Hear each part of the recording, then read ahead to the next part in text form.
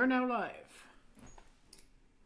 All right, so Mitch, question for Yes. you. Yes. How entertaining has today been for you? Because I don't know about you, but I've been loving it. I've been absolutely fucking loving it. The whole pipeline thing over in Kursk, the whole shit show with Tourette's, the fact that like the Ukrainians are just fucking losing their absolute shit. It's just fucking delicious. I love it. Yeah, that too, and the so-called truce proposal that came out of Saudi Arabia as well. Mind you, that truce proposal coming from the Ukrainians, not from anybody else. So, yeah, we've got, the whole 30-day truce thing is absolutely hilarious to me, especially given the fact that, the Russians are probably looking at that and they're like, are you fucking serious? Like, we've tried working with you guys before. We're not going to make that same mistake again. Like, I don't understand. They don't need Minsk 3. Yeah, seriously. But even beyond that, you have the situation that's currently going on with Kursk, and how many troops have surrendered so far? Like, again, the number I've heard recently was about 1,700 all total in the current operations. So the whole salient collapse and whatnot that just occurred, around 1,700. That's what I've been hearing. It's probably more, to be honest. And then triple that number, and that's how many dead you get. Because for every surrender, you usually get about 3 dead. So it just begs the question, okay, oh wait, they figured out how to refill their manpower problem. They're gonna start conscripting 18 to 24-year-olds. Mm-hmm. The final pool of manpower. Oh yeah, the final pool of manpower that, honestly speaking, is probably going to result in a fucking rebellion. Which, well, actually, with the Ukrainians, it's actually a little bit funny. There was like cases where they already like conscripted people with, and disturbingly, they actually even recruited people who were like special needs. And there's even like a horrible video where they like, where like a squad of Ukrainians were like bullying like a conscript, and he has like Down syndrome and shit, which it's just fucked up. Like he shouldn't even be there. But I would say with the Ukrainians, I would make an argument that they have been scraping the barrel. If anyone who plays Hearts of Iron 4 gets that reference, by the way, of course, they've been scraping the barrel for a while now, and they've been pulling at strings here of any human being possible to be sent out to the front lines, and they're sending out everyone. But even then, they're not desperate enough to recruit Redditors. I guess even Nazis have standards. Yeah. Of course, because the Nazis don't want the Untermensch. Yeah. So here's the thing. Here's the thing to understand, and this is the big part of this. Is this whole idea is predicated on the U.S. restarting intelligence and military assistance, which tells me Zelensky's on the outs. Zelensky's done. And the question now is, does he get a plane ride or does he get a dirt? Those are the two. That is the question that needs to be answered.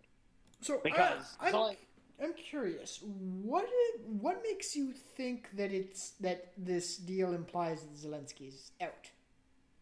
Because Trump basically said as much, that the intelligence and military assistance would not be restarted until after Zelensky left office. And I would have to guess that they've agreed to run elections in Ukraine for a new president for them to restart the intelligence sharing and the military assistance.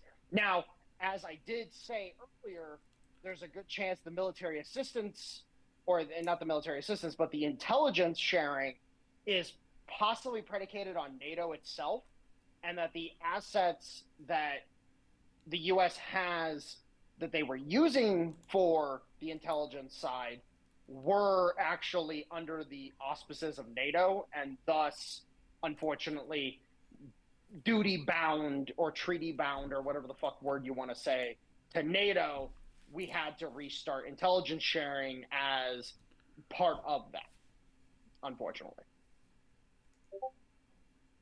Which, truth be told, given the attitudes of certain countries in NATO, I wouldn't have been surprised if certain countries weren't still feeding intel of Ukraine, despite the instructions of the United States. Well, no, that's the thing is that, across the board, that more than likely that was already occurring. Period in a story. There was probably intelligence that the U.S. was working internally within Russia that was being used on the side by other actors to perform the targeting packages that they were trying to put together on these different things. Now, of course, as Dale brought up earlier, the drone attacks that they initiated over the past couple of days, I don't think the Russians are going to look kindly on that, especially given the fact that they've been hitting shit fucking constantly for the past fucking 24 hours. Like, the reprisal strike after Ukraine initiated those drone attacks, the reprisals have been absolutely fucking horrendous. Like, they're just hitting fucking everything at this point in time. They're like, nope, you don't get to hit us for free anymore. Yeah. You're discussing the Ukrainian manpower situation earlier. I can see why they might have bent over and acquiesced to calling a truce, not just to get the intel and military supplies going again, but also 30-day truce would give them the opportunity to start conscripting as many 18 to 24-year-olds as they could, and also the provision about each side returning all the POWs, which, for my money, if the Russians sent all the Ukrainian POWs yet, they would, as soon as they set foot back in Ukraine territory, they would be immediately stuck back in uniform again and forthwith shipped to the front line. Probably. Oh, Another thing I like to add on to this conversation is I think another reason why Zelensky is much more willing to finally agree to some type of ceasefire or peace deal or surrender actually has to do with how it is domestically in Ukraine, and there is resistance against his dictatorship. A few weeks ago, there was actually a case where a Ukrainian conscript of like 17 sadly passed away. That young man, was taken from us, and his mother responded against it by her, and I don't support this, of course, it's pretty terrible. She decided to strap bombs to herself and go to, I believe, a Ukrainian police station, and she basically was a suicide bomber against, the Ukrainian regime, basically as a way to give a message in death, like, oh, all right, you want to take our sons, cool, well, we'll take you too. So it kind of shows the desperation some Ukrainians have to just end the war, and there's so many people who are angered. People have lost fathers, sons, brothers, and the Ukrainian people are suffering badly. There's so many young men who are dead or who are out limbs. It's horrific. So if I was Zelensky, I would be so fearful of my own people, the people who have nothing left to lose, and the soldiers coming back who've seen hell, who had their friends and buddies killed, who will be like, you're a dog, you sent me out to die, I want to kill you more than the Russians. So Well, I think Zelensky now is finally having it hit. In that vein of thinking, I would like to reference the video that one dude put out that was making the rounds for a few days, which, by the way, the situation with Twitter, especially the mobile side of Twitter, getting DDoS like a motherfucker, I have a good feeling that is heavily related to what's currently going on and the happenings that are going on with Kursk and all the other political stuff that's going on. They're trying to prevent something from being in the public's eye right now. And the video where the guy is just cussing up a storm and sobbing in his car, that video, I watched that and I was just like, holy shit, people are starting to realize that, oh, we were led to the fucking gates of hell and we were told we were going to paradise. Like that's what fucking happened there. So yeah, there's a good chance that the reason why Zelensky, and again, it could be a case of Zelensky doesn't want to take a dirt nap, and so he's choosing the plane ride instead. There's a good chance of that. Not to mention the fact there's a certain faction within the Ukrainian government, and especially in their military, of a particular ideology that would be quite irritated with him if he decided to make peace with the Russians.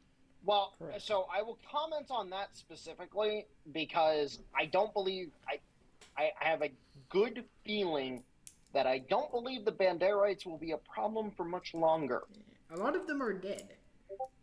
Well, no, it's not even that. It's there's rumblings within the regular, because remember, the Banderites are part of the Ukrainian National Guard, which is not the regular military.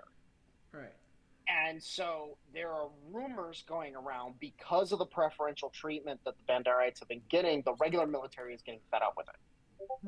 The Banderites have been given the best equipment. They're getting shipped over to fucking Europe to get training and so on and so forth all the time.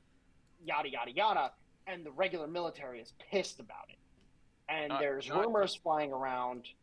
Yeah, not to mention the fact that the Banderites are also regularly used as a, shall we say, anti-retreat battalion. Oh yeah, absolutely. As in, if the regular army decides they need to fall back, the Banderites have no problem shooting in the back to motivate them to hold the line. Oh yeah, absolutely. So, just a heads up, Stoner had a question in chat. Unfortunately, he can't talk at the moment, so he asked the question in text format. Okay, speaking of Ukraine and their kill list of American journalists, it's likely that Ukraine was responsible for Jamie White being murdered over the weekend. So, yes, there is a very high likelihood of it, given the situation, and given the fact that, again, we've discussed this previously, there is a high likelihood we are going to see more and more pro-Ukrainian terrorist attacks in the United States. Just like how we're seeing pro-Palestinian terrorist attacks in Europe, we are most likely going to start seeing pro-Ukrainian terrorist attacks here in the United States. Absolutely.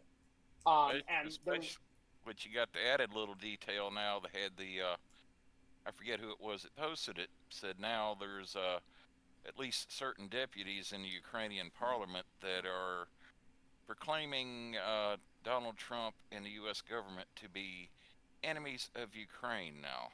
Yes.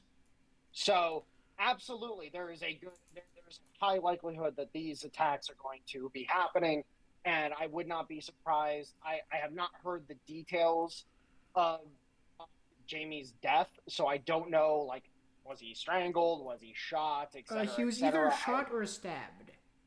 But I think they said the latest, I think he was shot.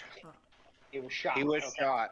He was shot, if I remember correctly, he was shot while walking out of the studio. No, it wasn't the studio. It was right outside his apartment. I thought it was his studio. No, so anyway. what Alex said is basically one day he just didn't show up for work, and then they sent someone over to his apartment to see where he was, because it wasn't like him to just no show, and there was yellow tape all around his apartment, a bunch of blood, and yeah, that's how they found out. Well, the fact of the matter is that yes, these kind of attacks, and if it turns out that it was a Ukrainian that did it, and there's a high likelihood it was, let's be frank, the chances of these attacks happening is going to be increasing for the foreseeable future, especially given the fact that you have a stronghold of theirs, Ellenville, New York, which they can operate out of with impunity and kind of just get away with things. Yeah. Well, there's something else to also consider, too, in regards to Jamie White's murder. Dr. Airsoft, do tell us about the DA that's in charge of the Austin area. Okay, to be completely honest, just because I'm a Texan, it doesn't mean I know about those little details, alright? I'm sorry. Oh, I'm not really an expert on that. I hate to disappoint you, Stoner.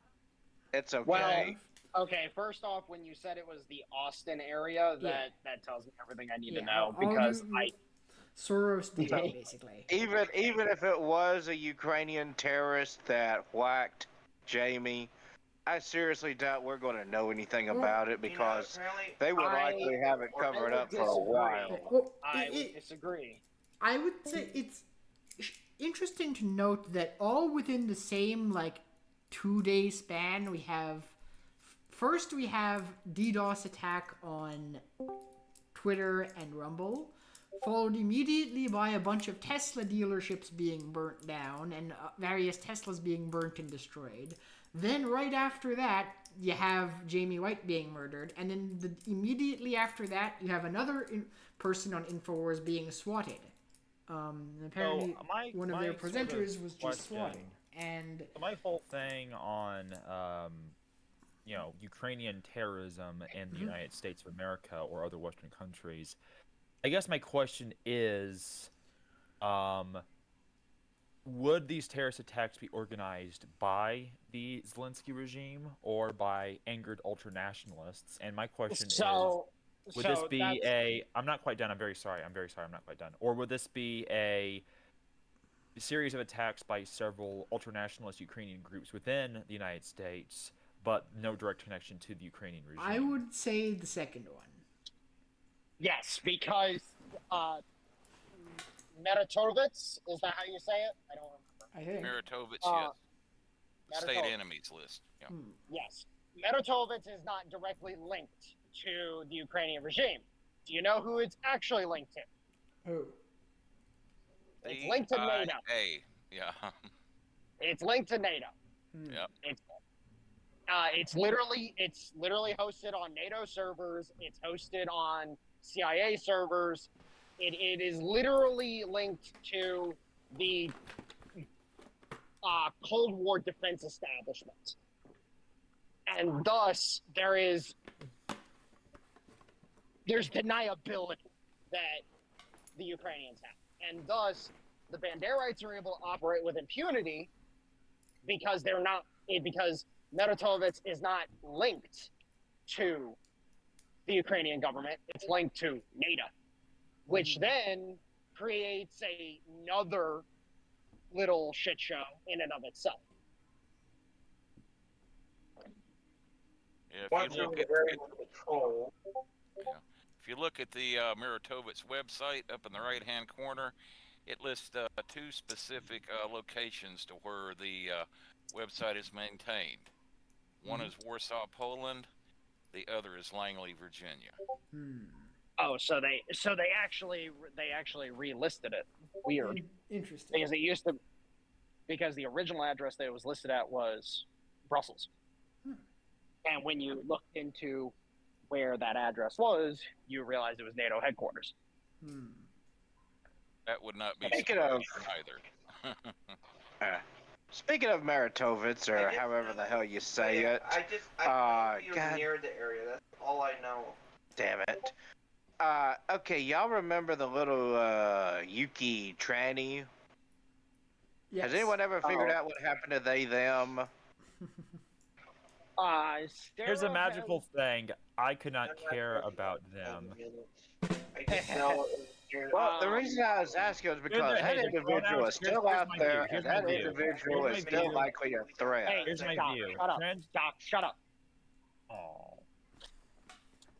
Anyways, continue, Star. Well, the reason I was asking is because that creature is still out there, and that creature is still a threat. Well, again, I wouldn't be surprised to find out because forget her last name off the top of my head. But Sarah Ashton Cirillo. Thank you, Sarah Cirillo. Sarah Cirillo is a former State Department actor. The reason why they have fallen off the fucking face of the earth is because she's no longer getting her fucking paycheck. Makes sense. Sarah Cirillo. Isn't it just me, or does that sound like the name of some weird bacteria? You would not be far off. Sounds like sounds like a name of a main character for some weird SJW video game that no one has ever cared about and no one has ever heard of before. Fair enough. Yeah, Dale, what you're thinking of... I'm sorry. No, it's fine. It doesn't matter, though, because soon its pronouns are going to be was, were. But no, Dale, what you're thinking of is called Salmonella Fitzgerald. Yes. Yeah, just an aside there. You know, am I the only one that appreciates the hypocrisy that that now the same people that 4 years ago were trying to browbeat everyone into buying a Tesla to quote unquote save the environment and the planet are now browbeating everyone to destroy Teslas to save democracy. Yes. It was never about the environment. Yes. No, not at all. And what you end up having is that, you know, at the end of the day, all of these State Department creatures, they've been let go. They're no longer getting their funding. And I wouldn't be surprised to find out Cirillo is currently under indictment, given the fact that, oh, you're acting as a foreign operative, and you were getting paid by the U.S. State Department. Hey, we're gonna want that money back. So, you know what? Shit luck. Yeah, if Sarah Cirillo gets indicted on anything, I would be very surprised, because I thought that individual would have been protected during all this shit. Well, no, because see, that's the thing, and I guess I'll comment on the whole State Department. Again, like, they are, you know, personnel is policy. If you do not have the personnel in place to actually enact your policy, you don't have policy. And as it stands, the shakeup at the State Department has been profound. Absolutely profound. So, overall, people like Cirillo, like Victoria Nuland, and a few others, they're going to be getting investigated. It might take a few years, but they're going to get investigated. Which is... Yeah. Oh, go ahead. Speaking of which, we had a little story that came out today that yesterday, just as the State Department was set to take over what remained of USAID, the acting secretary of USAID sent out a memo to everyone to start destroying either shredding or burning a whole bunch of classified documents to cover the tracks of what they'd been up to. Oh, absolutely. Wouldn't be surprised if they sent out that memo. Yeah, it said it was the acting secretary or whatever, some woman that last name of Carr. Okay, well, let me ask. Yeah, and even the unions that were representing the workers that were getting fired, they even said, whoa, wait a minute, you know, they're trying to file an emergency legal action to keep them from destroying all the documents. Well, the point is that to the unions, that sinks the union's case. Because the union needs to know what the hell was going on in order to be able to make their case against the Trump administration for firing people.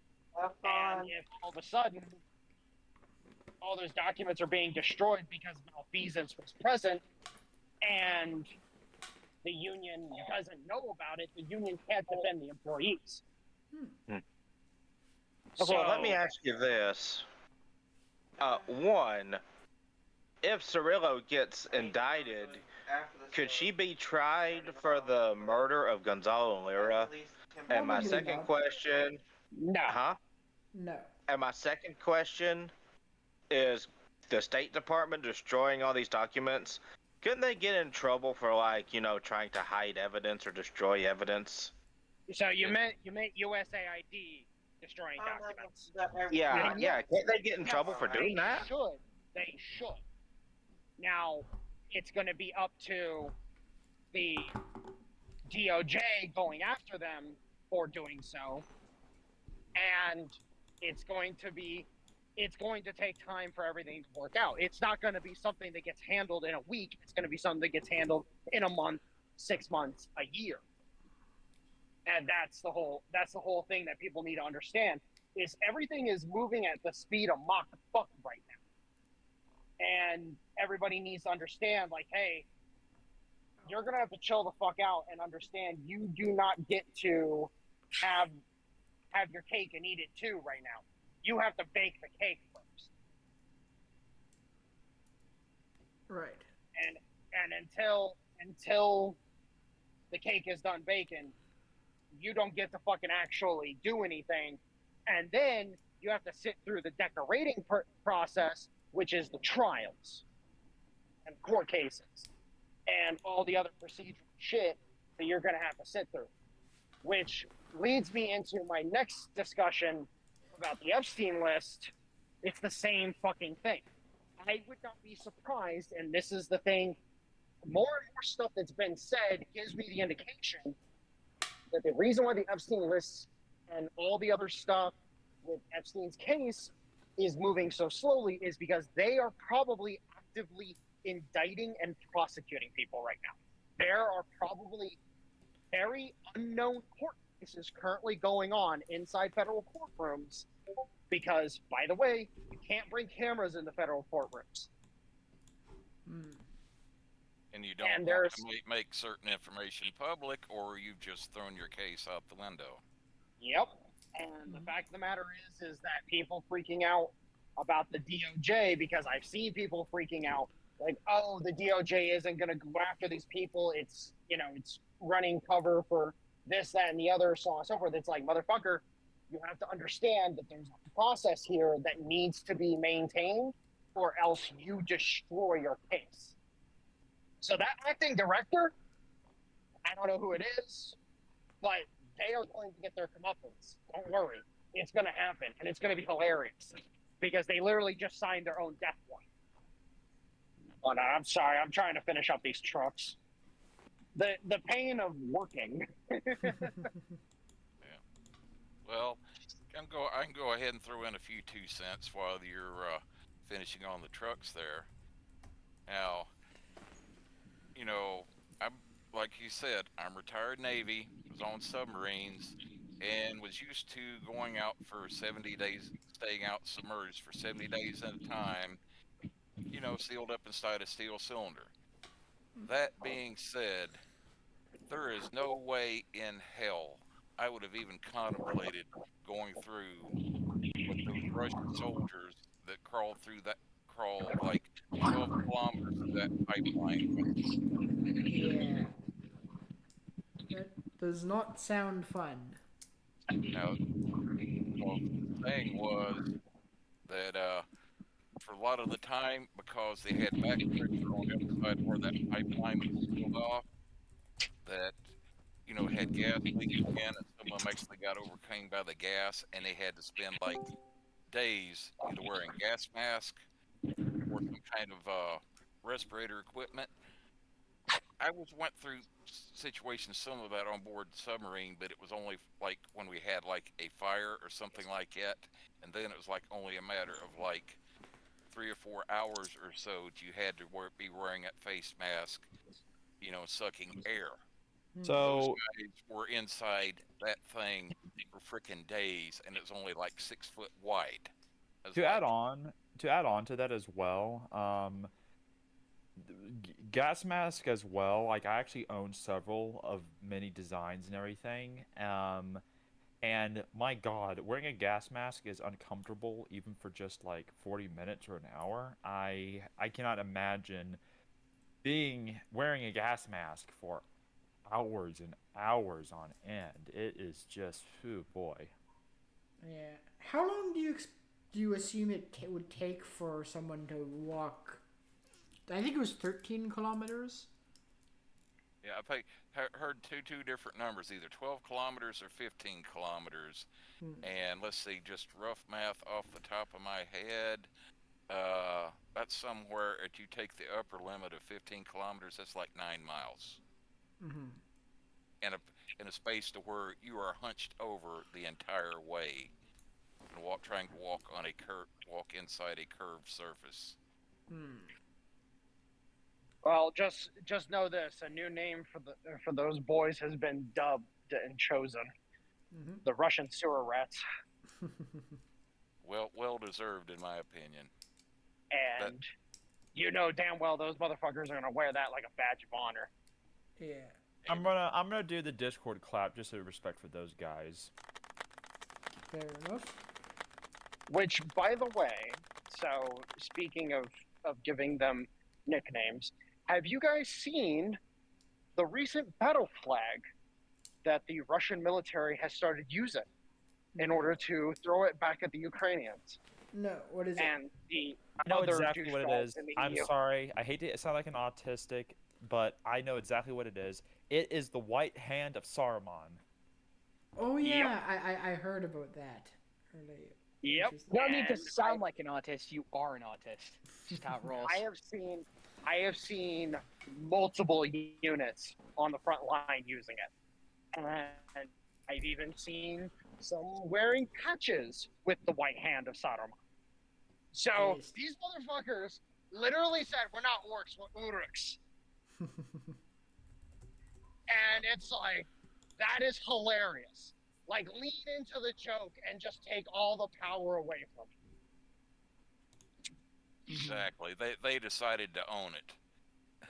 And now you're gonna see some dumb motherfucker on the Ukrainian side try to fucking use the white tray of Gondor as like his fucking, personal battle standard. It's just gonna be hilarious because it's like, you're not the good guys. Fuck off.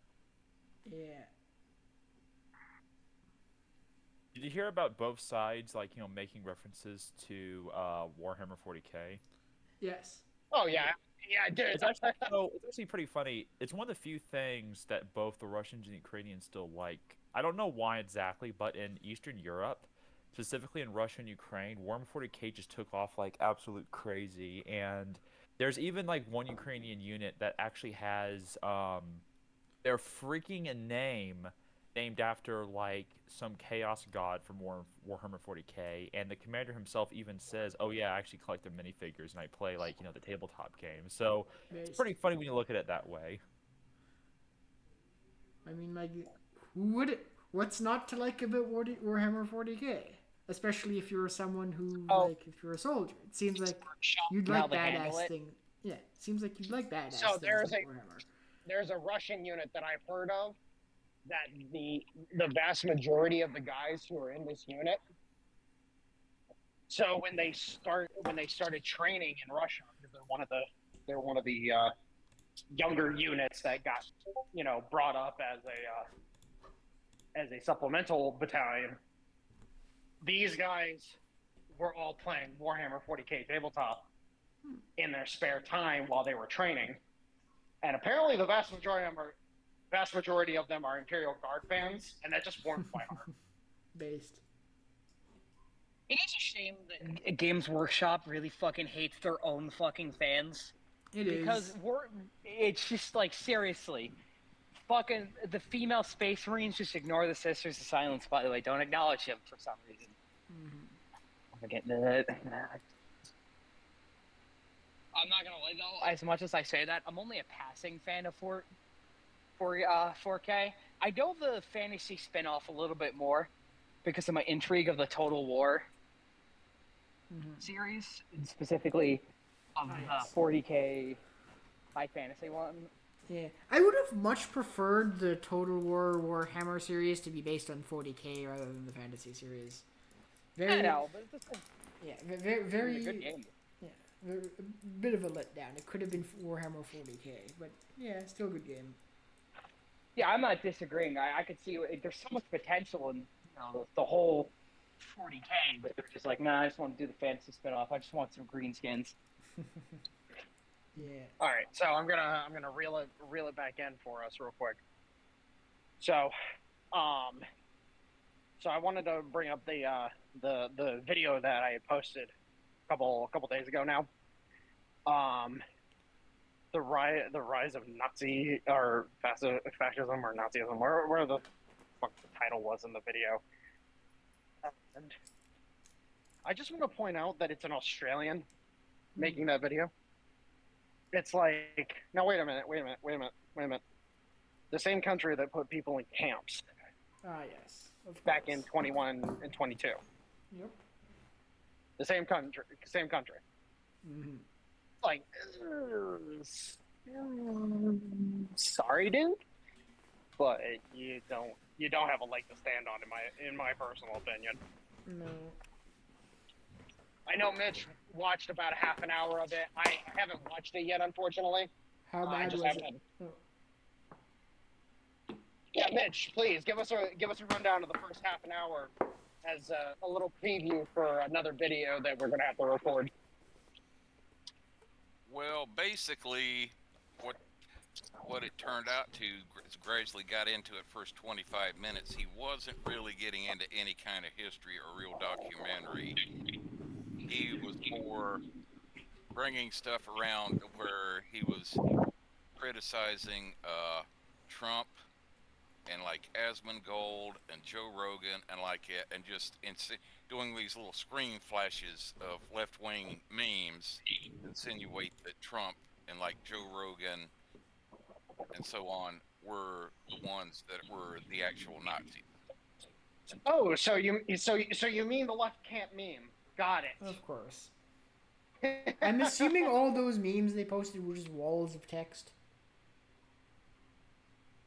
I don't know, actually some pictures, such. Shitty political cartoons? Yeah. Pretty much. Yeah, the left is known for here it is. The name of the channel is The Spud Hunter. Yes, Spud Hunter. Nazis in America, a comedy documentary. Well, let's just say it was very light on the comedy. See, here's the fun part. Here's the fun part about Spud Hunter. So I started following Spud Hunter back in the day when he was streaming the Cycle Frontier, and progressively I haven't really paid attention to his channel much for the past, I'd probably say 8 to 9 months, because progressively he's just gotten more and more deranged as time has gone on. Like during his streams, he'll say these little quips. Like he's always been a little schizophrenic when it comes to his content, but that was kind of the fun part about it. It was just meant, he's a former Quake player, so it was really, really just meant to be like super chaotic and just super out there, and it was fun. But no, he has just gotten more and more retarded over the past year, basically. And it's just like, okay, dude, I'm sorry, but if you're gonna take jabs, then you might want to know who your audience is, because like there's a lot of his audience that are like Americans, and I've seen plenty of comments under his videos like, really, dude, really. Mm-hmm. Yep. And then he told me, and then he told me not to do the gesture of love, and I'm sitting there and I'm like, really, real. He insinuated that I was trying to do a Nazi salute with the yawning emoji in his comments, and I was just like, what? Oh like, yeah, okay. That was one of the things that was notable in that first 25 minutes. He could not let go of Elon doing that gesture at that rally, after Trump's inauguration. Well, and Bill Nye gets away with it, Okay. Yeah, but basically, yeah, he is major TDS sufferer, and he kept going after Trump, Elon, Asmongold, and Joe Rogan, insinuating, "Oh, don't you guys got no room to talk about Germany or Ukraine or anybody." He said you guys are bigger Nazis than anyone else in history, was what he was working his way into getting at. Yes. And he's got 3 hours total of that dreck on that video. Oh yeah. Now, mind you, I would just point out, we're the Nazis, and yet we're not putting people in camps. Australia, I would like to reference you. Yeah. And I'm so disappointed. Wait. I just remembered. I cannot forget this. Chris Cuomo put a bunch of sick people into retirement homes. So I guess those were the New York camps. You know what? Chris Cuomo is a fascist and a Nazi. He turned retirement homes into concentration camps. Andrew Cuomo, for the record. Andrew, sorry. And also Gretchen Whitmer. Yeah. Gretchen Whitmer of Michigan did the same thing. Whitmer did the same thing? Oh, yeah. Of course. Because we call her Stretchin'. They call her Stretchin' Gretchen for a reason. Hey, I just have to say, I just like to say that I am so disappointed because the liberals said that if Trump was elected, they would send Jews, gay people, transgender people to death camps, and yet it's been more than a month, and I have to ask, where is my goddamn death camps? You lied. You said if I voted for Trump, I would get my death camps. Where is my death camps? I wanted to be a guard at American Auschwitz. Where is my American Auschwitz? It's called Guantanamo. Oh my God. It's called Guantanamo. But no, and that's the fun part about this is that you have, and mind you, you have people like this who are just so fucking over themselves. They have no idea what's going on in the wider world. Like, for example, the whole attacking Tesla dealership shit. What's hilarious about that, it's like, okay, go ahead, attack these Tesla dealerships. Elon doesn't fucking care because he can claim it all on insurance. Yeah, it might take a few months or to a year to actually get that shit processed, but he doesn't care. And what these people don't realize is that the Tesla cars themselves are not his flagship product. It's not. Odin is his flagship product. And guess what? You start attacking Odin when they start coming around. By the way, I just like to reference the Odins have a self-defense function. What are the Odins? The robots that or Thor, my bad, it's Thor. The robots that Tesla is currently developing. And I have it on good authority that they have a self-defense functionality that's going to be built into them. Because these are meant to be autonomous beings that if they are being vandalized, they are able to defend themselves by bitch smacking the fuck out of their attackers. So I'm sorry, if somebody gets bitch smacked by a robot, I don't want to hear any bitching. I was kind of hoping it'd be like Fallout 4 and they'd have built-in flamethrowers in them. That'd be nice too. Oh, that would be cool as fuck. But I do admit a certain partiality. That is a lawsuit waiting to happen, though. So I don't think life can't be that cool. I do admit I would be very pleased by the aesthetics of one of these far left freaks just being bitch slapped by a Tesla robot. Yes, very, very pleased. Well, they can't tell the robots they're racist, so what are they going to do against them? Yeah. Exactly. Are you gonna be speciest now, leftists? Are you gonna be speciest because you keep bitching about that too? True. You fucking stupid vegan bitches. Anyway. Oh, let me rephrase. Biofuel material, not vegans. Biofuel material. Yes. Anyways, also, I don't want to misgender them. I think it's worth pointing out you shouldn't even call them vegans. They're vegans. I don't know why they want to pronounce it vegan, but it's spelled vegan. They're vegans. I just like referring to them as biofuel material because then they get really mad and they're like, "Oh my God, you're wanting to kill vegans," and I'm like, "No, I don't want to kill vegans. I just want to turn you into biofuel. I don't want to kill you." You know, it'd be even more badass is if Tesla designed a robot that ran on biofuel. Yep. Yeah. You call them biofuel. My grandfather would have called them compost. You know what? It's a shit ton of nitrogen to put into the soil. Yeah. Well, it's a good compost. God. Yeah. Okay. I just want to point this out. We are sick, twisted, and fucking great. Like this is hilarious, and I fucking love it.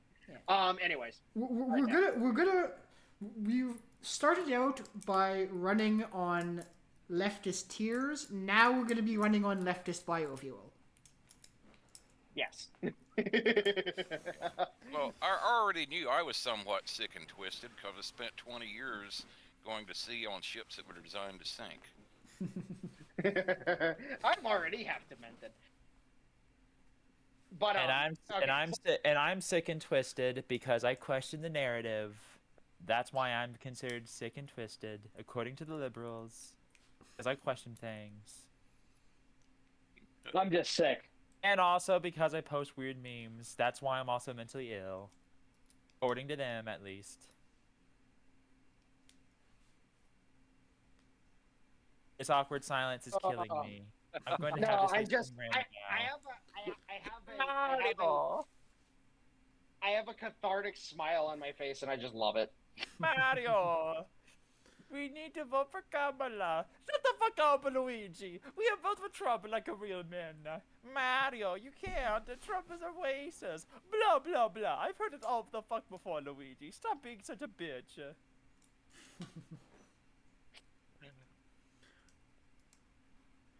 Interestingly, that's the one you chose not to do the for. Actually, good point. I almost forgot. There we go. Okay, here's my question in regards to the Tesla fair. robots. Luigi wouldn't vote for Kamala. They're hardworking men. Of course, they're not. Neither of them going to vote for her. Heyo. Yeah, it's actually scared I get molded. Sorry, what were you about to ask, Stoner? Now we've established it that Tesla is working on robots. How long is it going to be until they start cranking out fucking Terminators? So let me explain the whole thing with Tesla. Skynet. Yeah. Let me finish. Shut up. Shut up and listen. Shut up and listen. So here's the thing. First and foremost, we're talking about very basic robotics technology. Skynet level shit is fucking 100 years from now. You're going to be long dead before you even have to fucking worry about it. Now, here's the whole point, is that this ties into another company, by the way, a little fun company called Komatsu. Oh, who's the company currently developing autonomous vehicles, excavation vehicles, by the way, that can operate on the moon and on Mars? Komatsu? Yes. Komatsu, per my understanding, is in partnership with Tesla, and the whole idea is that Thor, as a concept, is meant to be an early humanoid specimen placed on the moon and on Mars as a way to run certain functions of facilities to allow for a smaller human footprint. So, say, for example, you have a human team of, say, 10 people that get sent out to the moon. They have their habitation module. It's nice, compact, able to house them pretty fucking well. And then you have outposts across the moon's surface that are occupied by Thors that allow those facilities to function. And then you don't have to have as big of a human footprint. You can just ship a bunch of fucking little humanoid robots. And then you have a bunch of Komatsu robots running around digging stuff and building and so on and so forth in order to be able to actually start, for the most part, preparing for human colonization. Okay, now I know someone's going to ask this. Then doesn't this just signal the end of human labor? Some. No, not the end of human labor. The expansion of human labor. Let me explain. Here's the thing that you need to understand: is humans can pick up on problems that a robot might not necessarily be able to pick up on. Yeah. So, like, for example, I'm going to use an example at work. There is a little roof above the door that I'm currently standing under. there is a downspout. It's a box gutter downspout that pours water directly onto the concrete pad in which I am standing on. Well, I can look at that and be like, hey, that's a problem, because during the winter, any water that drips from that downspout goes onto the concrete pad, turns to ice. I can see that. I can be able to convey, hey, there's an issue, there's a safety hazard, this needs to be rectified. By the way, I have fallen because of said ice, and thus safety hazard is being rectified right now. They're currently waiting for the parts to come in. But the point is that you have this innate human capability of being able to discern issues and discern problems and come up with solutions that robots themselves would not be able to do. It's called the human intuition. Robots will never be able to obtain that level, and you will, and even in sci-fi, we see this limitation put into media. For example, the game Kenshi, the robots in Kenshi are perfectly capable of feeling emotion. They have emotion. But the problem is they can't express emotion, because what is like 90% emotion? It's our body language. It's our face. It's our ability to actually convey the emotion through the actions of our body. And in the case of other humans, they're able to pick up on that emotion by visually studying us. In Kenshi, the robots can't do that because they have mechanical bodies. And thus, it's really hard for robots and humans to understand one another, and thus leads to a bunch of fucking problems. And that's the thing, is you're not going to see something like Terminators, for example, where they could show emotion simply because they have the facial structure and everything that allows them. You're not going to be able to see that because they don't have those tendons and they don't have those pieces that actually allow them to express that emotion. So that's not exactly what I'm worried about. What I'm worried about is Skynet AI style takeover. Well, again, that's literally an impossibility for another 100 years. Yeah. You have to understand, AI is nowhere fucking near Skynet. Yeah, like the AI that we have currently is not AI. It's VI, virtual intelligence. Yeah. It's good at predicting words. It's good at predicting a series of words based off lots and lots of data it has analyzed. But here's a little thing about the AIs, the quote-unquote AIs, that not many people know. Did you know they can't do basic arithmetic? Yeah. They actually had to install calculator apps in the AIs so that they can use to do math. Like when you ask them before they put these calculator apps in, like basic arithmetic, like 5 plus 7, they give weird, ridiculous answers because they're not smart enough to do they're not smart enough to do kindergarten level math. Well, and that's insert obligatory Gen Z joke. Fair enough. But that's the whole thing, is that the whole Skynet thing, not a problem. Not an issue. Don't worry about it. And again, I don't believe we'll ever get to that point, because here's the thing. Humans, this whole idea in sci-fi that humans are incapable of living with robotic humanoids is false. Mm-hmm. Because the longer you, like, for example, take cars, for example. Just cars. Inanimate objects that do, boom boom things. Humans become attached to those things very easily. And it's innate to our nature. So robots, being like, oh, humans hate us and they fear us and blah, blah, blah, blah, blah. No. Most people are going to be like, that's weird. And then the person who bought the robot is going to, over time, become attached to the robot, being like, I just like the presence of another being. The consistent presence. That's, you know what scares me more than Skynet? You know what scares me more than the idea of a robot rebellion because we treated robots horribly? I'm scared that you're going to have people that literally stop associating with humans because they'd rather associate with robots. Yeah. Yeah, we'd have to. You're talking about sex really robots. Well, not just the whole sex robot thing. I'm talking just there are enough humans in the world that they don't get general enjoyment from interacting with other humans because they're very jaded or they're very antithetical, and thus they just associate with robots. And so you just have a bunch of fucking humans in the world that just don't even talk to humans. They just talk to other robots. Yes. Prime example of that you can see today. The meme of the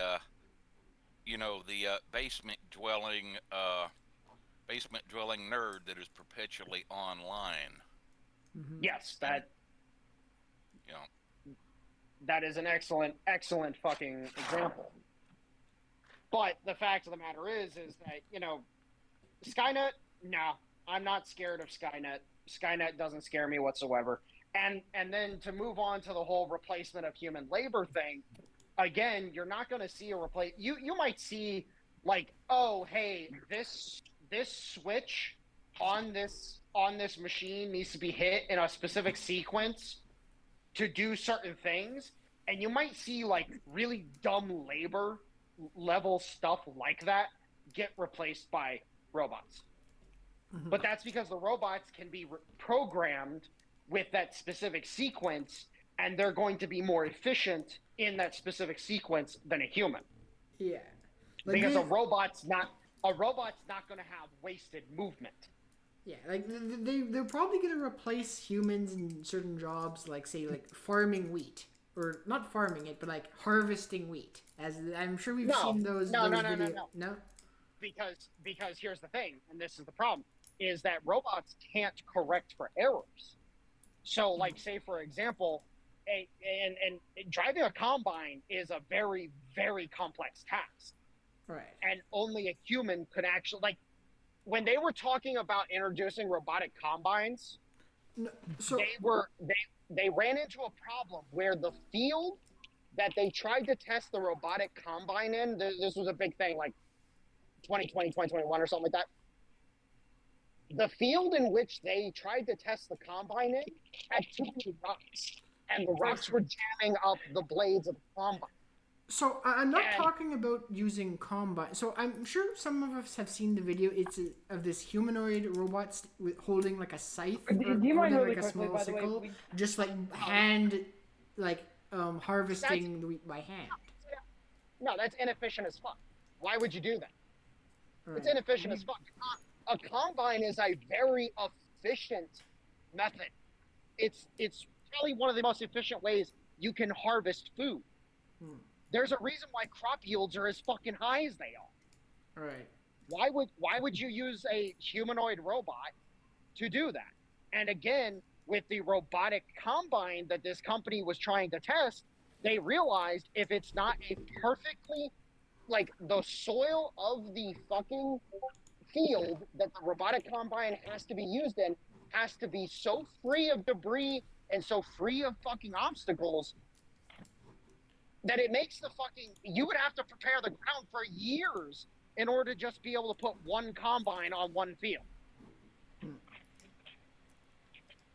You keep mentioning combines. I'm sorry. I keep thinking about Half-Life. Please tell me I'm not the only one who gets that. No, not the combine. A combine. The combine. Well, I don't think they'd be good farmers either. I think they're too busy for war. But I mean, they could probably get some guys in there. But no, that's the whole point. Is that you have a lot of these jobs that only a human would be able to do, and until we get to the point where robots, and this is hundreds of years from now, frankly speaking, you're going to need data. You're going to need an android like data to be able to actually replace humans within the workforce entirely. And then at that point in time, scarcity's not a thing. At that point in time, you sit down with, you know, your buddies at a bar, and there's a couple datas sitting at the bar with you, fucking getting fucking, you know, lubricant fucking drips in their fucking ports, and you just sit and chill and talk with the datas as well as your friends. Like, when we get to the point where humans can be fully replaced by machines, it's going to be like we cannot discern them from other humans except for certain qualities. So that's going to be, and once we get to that point, you know, they're going to have full rights. You're going to see fucking datas, you know, they're going to be like, oh, somebody murdered a fucking android. We have to fucking find the murderer. Yeah, you know, okay,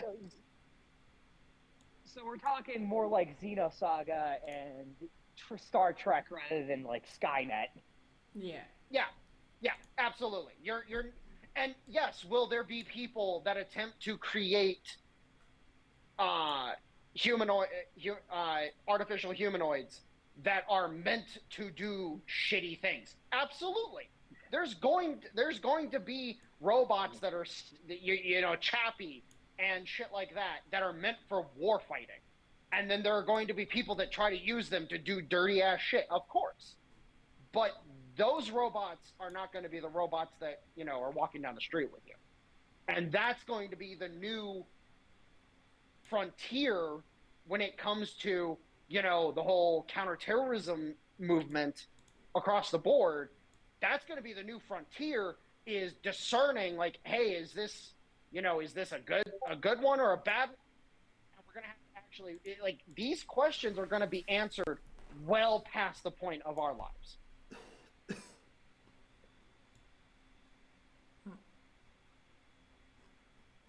So, and that's the, you know, reeling it way back into the conversation we were having. These attacks on Tesla, as you know, the Tesla dealerships. It's like, go ahead, do what you're going to do. Elon Musk doesn't care, and at the end of the day, Elon Musk is gaining more and more support as time goes on with Doge, because, you know, like, they added the Doge counter to the World Debt Clock site. They added the fucking counter to it, and people are posting that all over the place. And I'm seeing people who are like, I really didn't like Elon Musk before now, but now I'm just like, okay, I'm indifferent to it. And he's gaining supporters day over day over day over day. Okay. Like, what is the Doge counter they added to the national debt clock? What exactly is it showing? The amount of money? The amount of money that, if I remember correctly, it's supposed to be the amount of government waste that, you know, the amount of government waste that they've exposed, and thus the savings that we have on that government waste being exposed and removed from the budget. If I remember correctly, that's what it's supposed to be. I could be wrong, but that's what somebody explained it to me, and that's the explanation he gave me. So I'm just gonna take it at face value, because, again, I'm not in that circle very much. But the fact of the matter is that, you know, the higher that number goes, the more it's gonna open people's eyes. Like, oh my God, they were just wasting shit tons of money. Yes. They were literally just like. I forget the name of the program off the top of my head, Secure something, whatever it's called, that HUD was using, the Housing and Urban Development Department. And HUD had like over almost 36,000 licenses. And mind you, this software, the license for it is a couple $1,000s a piece. And they had almost 36,000 licenses for this software and not even a tenth of the software was of the licenses were being used. Yeah. And it's like, why do you have this many licenses? And what it is, and this is I have some experience with this, by the way, in my personal life, because I have a friend who worked for the Board of Education in Akron, and he had a similar situation that he had to deal with. And the fact of the matter is that you're not using these licenses, and yet you're paying for them. How many millions of dollars in just licenses have we uncovered that don't need to be used anymore? And we can shrink it down to like, okay, you get 2,000 licenses of this software. That's it. Quite a bit, probably. Oh, yeah. It's millions upon millions upon millions, probably upwards to $1 billion if you take into account the entire government. And people, there's people across the board who are like, well, that's just a drop in the bucket. Why does that matter? And it's like, because year over fucking year, we're dealing with this. This is tax money that the U.S. government should not be collecting. Mm-hmm. And it's just fucking astounding. Hey, I gotta go for just a split second. I'll be right back. No worries. And yeah, and then there was also that I'm sure some of you heard that the U.S. government, it was paying for a bunch of like really high-end subscriptions to Reuters and other like other left-wing news sources, and these subscriptions were also like $5,000 per subscription, and I think it was USAID was just buying thousands of them. Propping up the failing fucking mainstream press. That's the one thing that gets me too about the people that say, "Oh, well," like the example, we're having just giving about the software licenses. People saying, "Oh, well, that's only $1 billion." I'm like, dude, only $1 billion.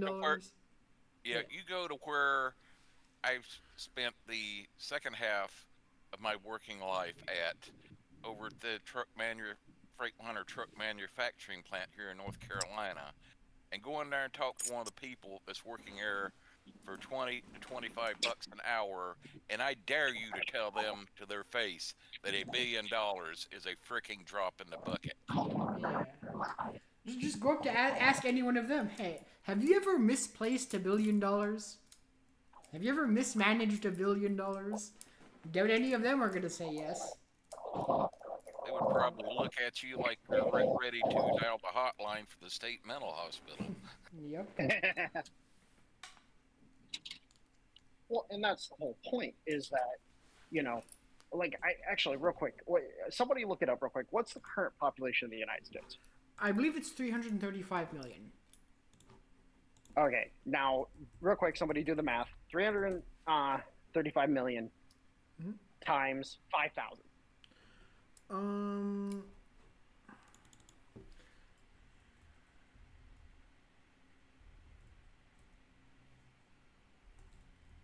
I think it's something like 167 billion. 167 billion. Yeah. Well, I can tell you right now that Doge has already saved that amount of money. Mm-hmm. Oh, by the way, why did I ask about $5,000? That's the figure they're batting around for the quote unquote taxpayer refund checks that Doge was mentioning. Yep. And can you imagine if they just roll that out as a program? Hey, this is, at this point in time, we're any amount of money that we're able to cut out of the budget, we're just going to fucking pay back to the people. Mm-hmm. And someone that's having to work a minimum wage job, or even something that would have a few years ago been considered a decent job. They've got a wife and kids, and you say, hey, here's a unexpected tax refund, $5,000, have fun. Yes, that is going to make a hell of a difference to someone like that. Yes. And the whole point is that at the end of the day, you can tell almost across the board that the reason why they're shitting their britches about Doge and about, all the stuff that's going on with Elon is because it's taking their power away. They don't like the fact that they're losing power. And what I have to say to that is, boo-hoo, don't care. Oh, the one chapter I'm waiting for with quite a bit of interest for more than one reason is when Doge gets around to dedicating the majority of their attention to auditing the Defense Department. Oh, yes, absolutely. That's going to be hilarious. Because you know damn well that the DOD is fitting their fucking pants at the prospect of Doge walking in there. Yeah, when the only branch of the military that has managed to pass an audit in the past 5 years has consistently been the Marine Corps. Yep. Now, how in hell, considering the Marine Corps is under the Department of the Navy, is the Marine Corps able to pass an audit, but the Navy and none of the other branches can't? Because crayons are cheap. Well, no, remember, the Department of the Marine Corps is a thing. Remember, it's its own department in the Pentagon now. And the Marine Corps has an interest in maintaining a good look because the Marine Corps, if you remember correctly, who's the only branch to receive new toys on a consistent basis within the past, 10 years? Oh, yeah. They have a consistent appearance to maintain because at the end of the day, if they maintain that appearance, everybody's willing to throw money at them. They're willing to throw equipment at them year over year over year. And, well, if I'm the Marine Corps, I want to maintain that appearance. So, and let's face it, the Marine Corps is the only fucking branch worth a damn anymore. Fair enough. Yeah, I'm inclined not to argue with you on that last assessment there. Yeah, matter of fact, bring up a little thing. When first read about the Kursk pipeline operation, and one YouTube channel was saying, well, 2 of the regiments involved were Russian Marines, and I made the joke, said maybe we should find out what type of crayons the Russians are feeding their Marines and get some of ours.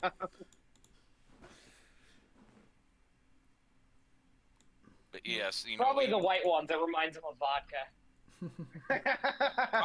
Oh, that's it. Vodka flavored crayons. Yes. But so we need to develop whiskey flavored crayons. Yes. Yep. But yeah. Put all the whiskey crayons. Yeah. You might. Yeah. When I was enlisted in the Navy, and times that my duty was ordering like the spare parts and such for a particular division I was assigned to, and had to do research to find if there was any particular type of O-ring on board.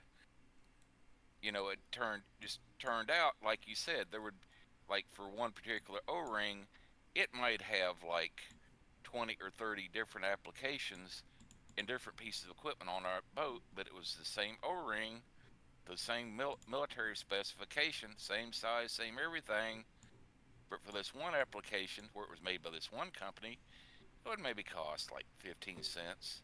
But then on this other piece of equipment, where that O-ring was supplied by a different company, you were talking it was costing $15. Yep. Oh, and mind you, the Marine Corps is very receptive to saving money. Very receptive. Hey, Gavin. They're very receptive to saving money because it means they can put more money into developing shit. Okay. What the hell's going on? Because I was taking a nap and then I woke up and then all of a sudden fucking Thomas Massey and Trump are fighting. So I can't even get shut eye without, you know, some really big figures fighting about dumbass shit. Yeah. So, long story short, Trump is mad because Thomas Massey is basically taking the Ron Paul route of like voting no on everything that's not, you know, fiscally responsible, and Trump didn't like that, so he's mad. So I was gonna say, we're cutting spending. We can't just not spend money. That's not realistic. Okay, so let me sum it up the best way I can. Yes, Dale is correct. Thomas Massey is trying to become Ron Paul. What Thomas Massey doesn't realize is that libertarians don't win elections. I was gonna say he was right. He's being a grandstander, basically. It's like you can't. Absolutely. You're not fixing anything, being a kink in the chain of literally everything. If anything, it's kind of the other end of what leftists like to do. It's a little narcissistic. Well, at the end of the day, this is why I'm going to be completely frank. This is why Thomas Massey will never be part of the actual solution. Thomas Massey will just continue being a little shithead. And it's like, okay, dude, we're not going to bring you in. We're not going to read you in. We're not going to actually show you what's going on. We're just going to continue fucking ignoring you. And yeah, keep being a little dickhead. We don't care. Well, and that's like, because I mean, Rand Paul seemed to get with the program for the most part. Well, their Rand Paul's pretty much a realist, not a grandstander. Yeah. Absolutely. And that's like, you know, I'm glad he doesn't go as far as his father on ending the Federal Reserve, but he's like, you know, you can discuss budget cuts with him. By the way, that's because Rand has been read in. Rand is a hard Trump ally now because they finally said, hey, bud, we want to bring you in, but we need you to understand that there is a lot of shit going on and you need to know what the fuck is happening. So are you willing to fucking put aside your bullshit for a little bit to get read in? And he said, okay, read me in. I'll make my decision after that. And after he got read in, that's when he stopped all of his bullshit. Well, then they need to get Rand. He understood. Yeah, go ahead. Sorry. No, you're fine. I was interrupting you, honestly. But go ahead. What were you going to say? Oh, I was going to say, I mean, Massey and Rand in the past have voted together. So, like, why can't they get... I feel like Rand having a discussion with Massey would be helpful. Because Rand tried to, and Massey blew him off. Really? Yeah. This is why I have no respect. This is why I don't have respect for libertarians. Because libertarians do not fucking understand that there is a bigger game afoot that they need to fucking understand. And if they're not going to understand it, then fine, get the fuck out of the way and we're going to fucking go play. Yeah. You don't get to play in our sandbox. The short version being, you need to learn how to prioritize your enemies. Exactly. Well, yeah. He's literally this new deal that's coming through. Short story is going to be refinancing the federal debt at a lower rate. You know, so he's cutting spending down like comparatively huge. You know, so I guess he's trying to start a trend of getting that whittled down, and people need to fucking chill the hell out and be patient. Yeah, well, again. Yeah, it's taken. Yeah. Well, I do have to say one thing. In the defense of Thomas Massey, the last time this situation happened, and I think the reason he actually is voting no, is because Mike Johnson promised him that they'd be cutting spending by 1% if he voted yes, and then reneged on the promise. So I think he's just like, fuck you, I don't trust you.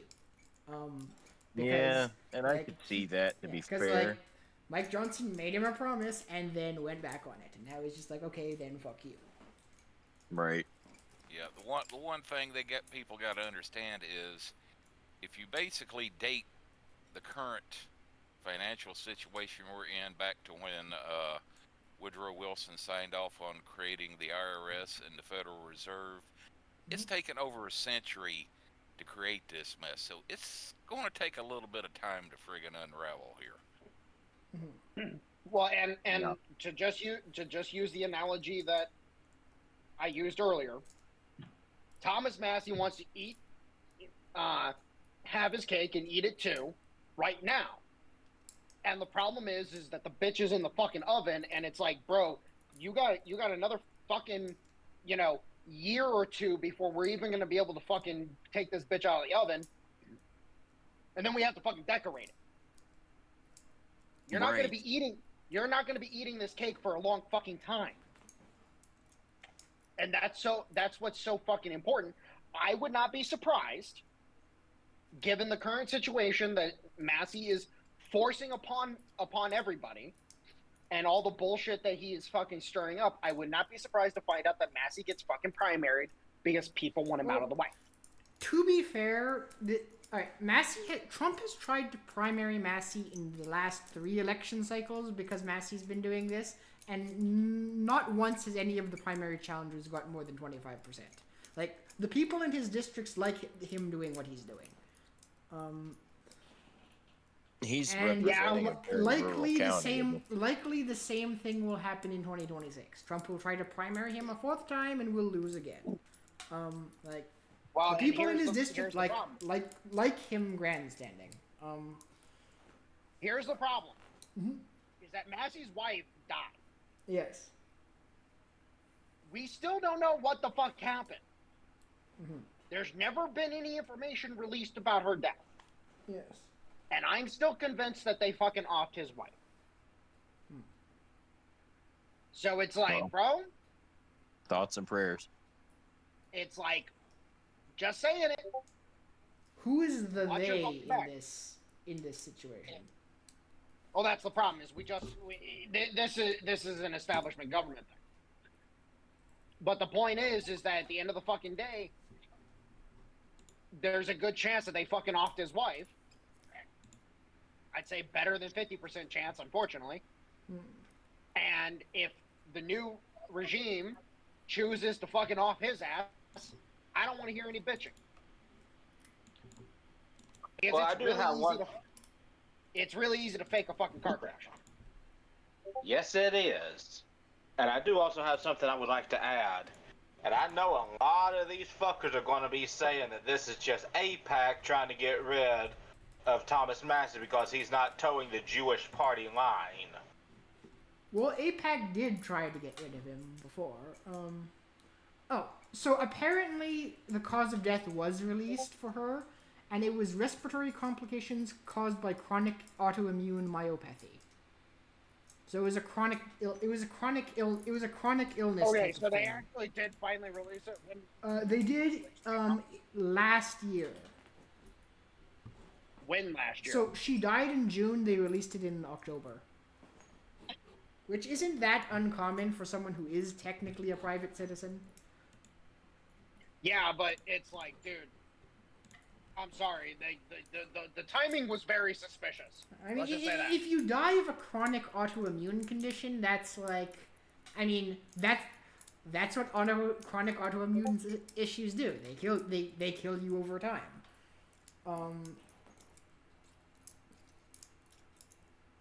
And I figure he would have. I'd assume he would have probably raised more of a stink about it if he suspected foul play. Right? Most guys don't sit there and take their wife being murdered. Again. Do you guys happen to remember from back about 20 or so years ago, was a senator from, like, I think it was either like Minnesota or Wisconsin, Senator Paul Wellstone, I believe was his name.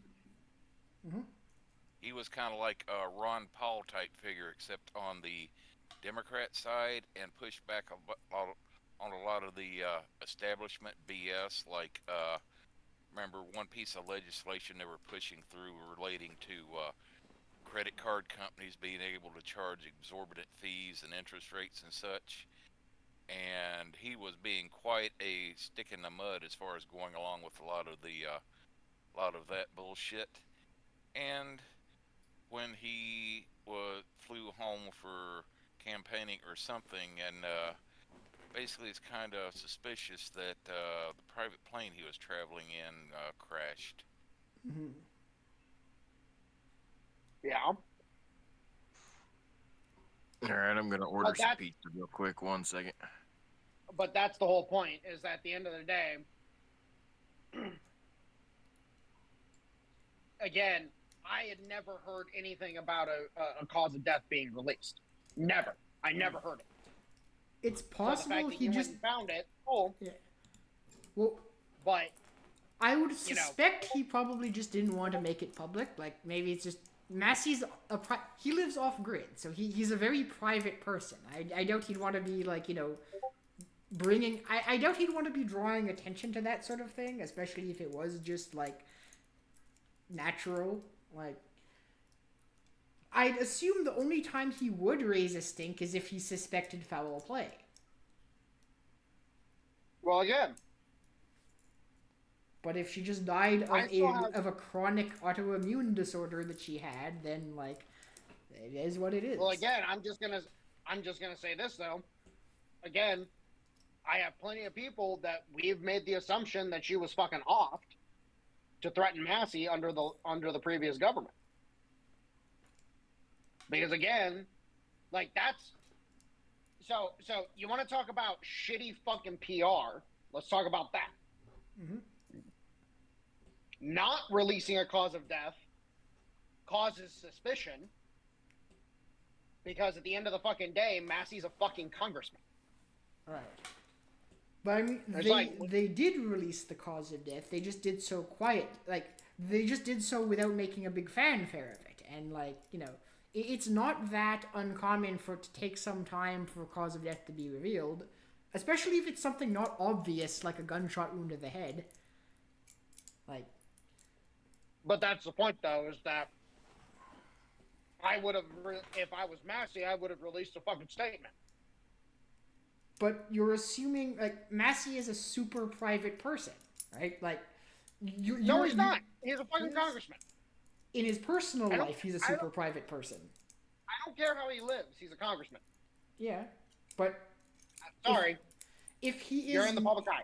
But if he tends, in his personal life, to be a very private person, then he's not of the temperament to do that sort of thing. Yeah. Right? I mean, you are of the temperament where I assume you would do that, but he isn't.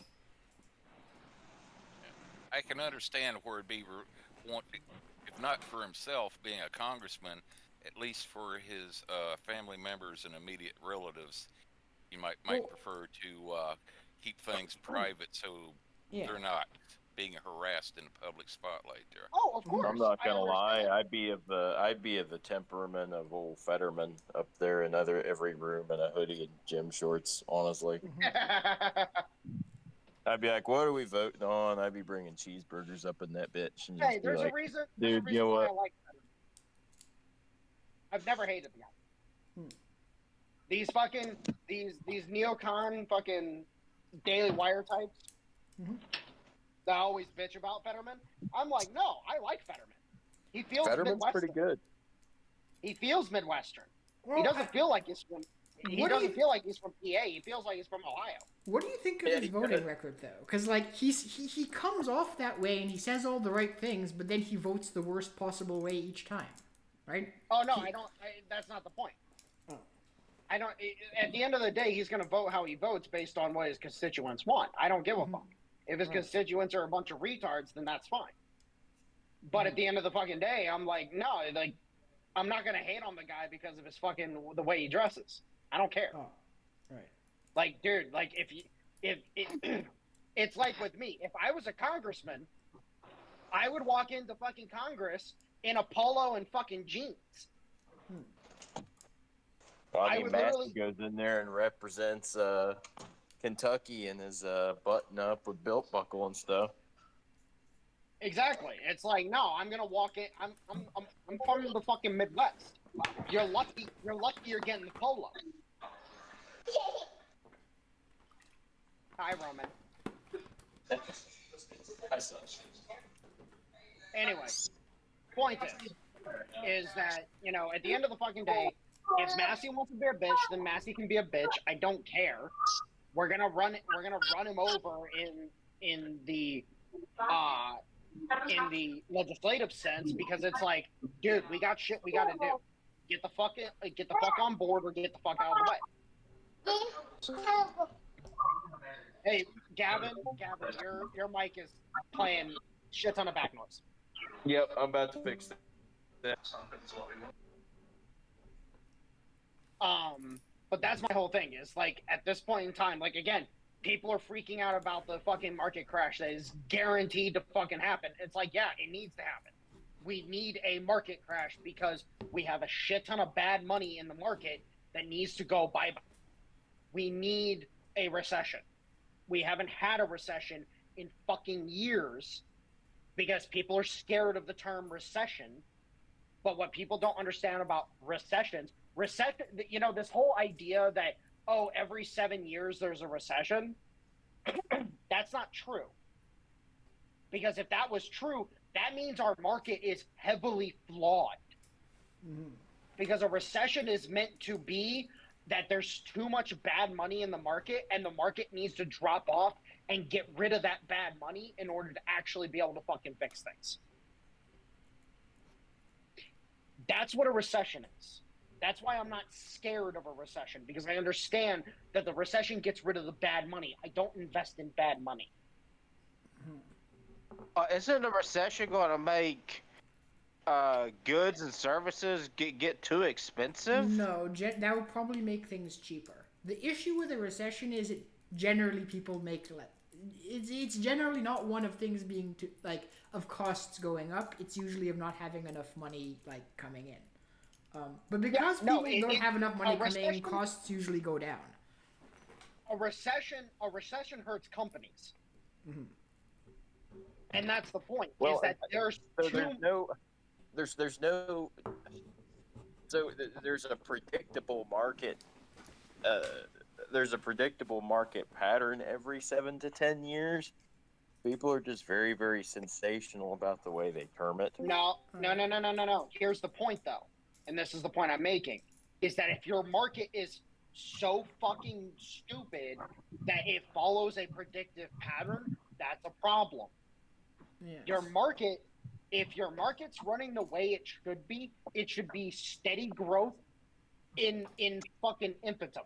Yes. It should not be a, oh, we're gonna grow really hard for fucking 7 years and we're gonna drop off a cliff for 3 years. Yes. That's not a good market. Gentlemen?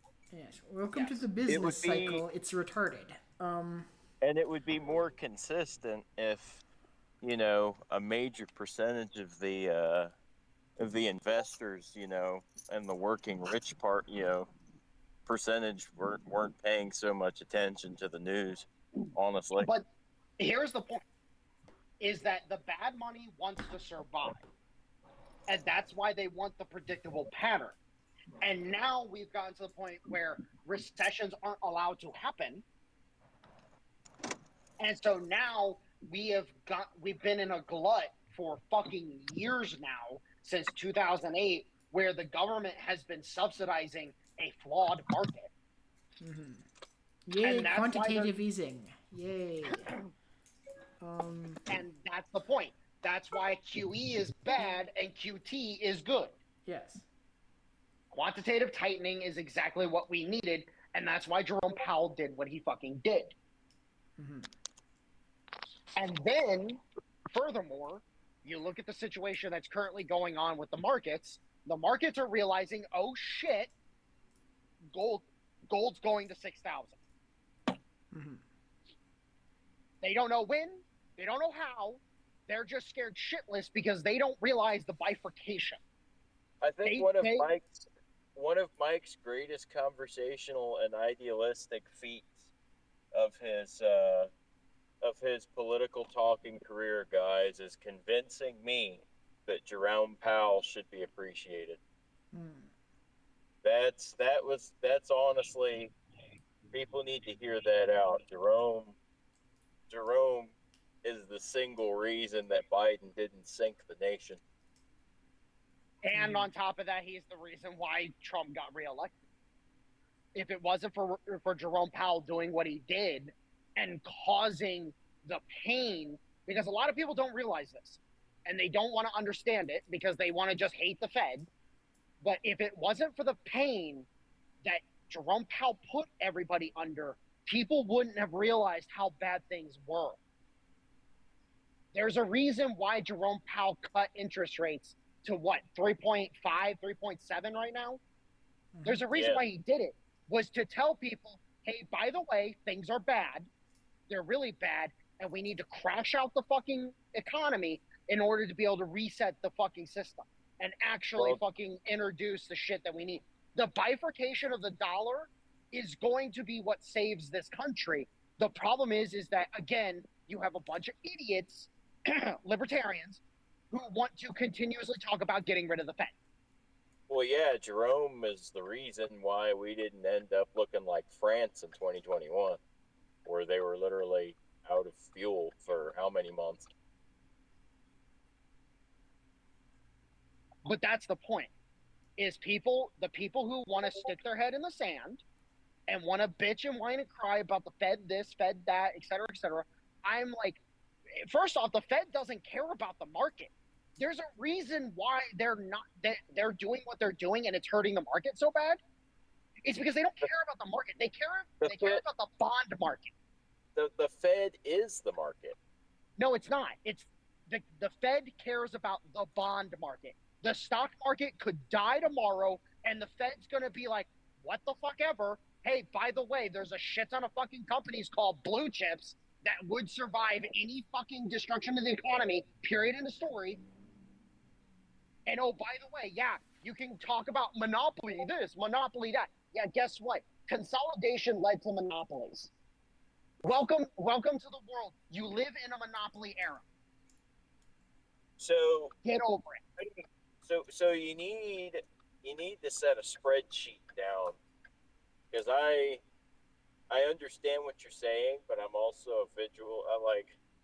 I got to apply the principle visually more than anything, and describe the market over a portfolio graph or multiple graphs, explaining the global influence of the Fed for me.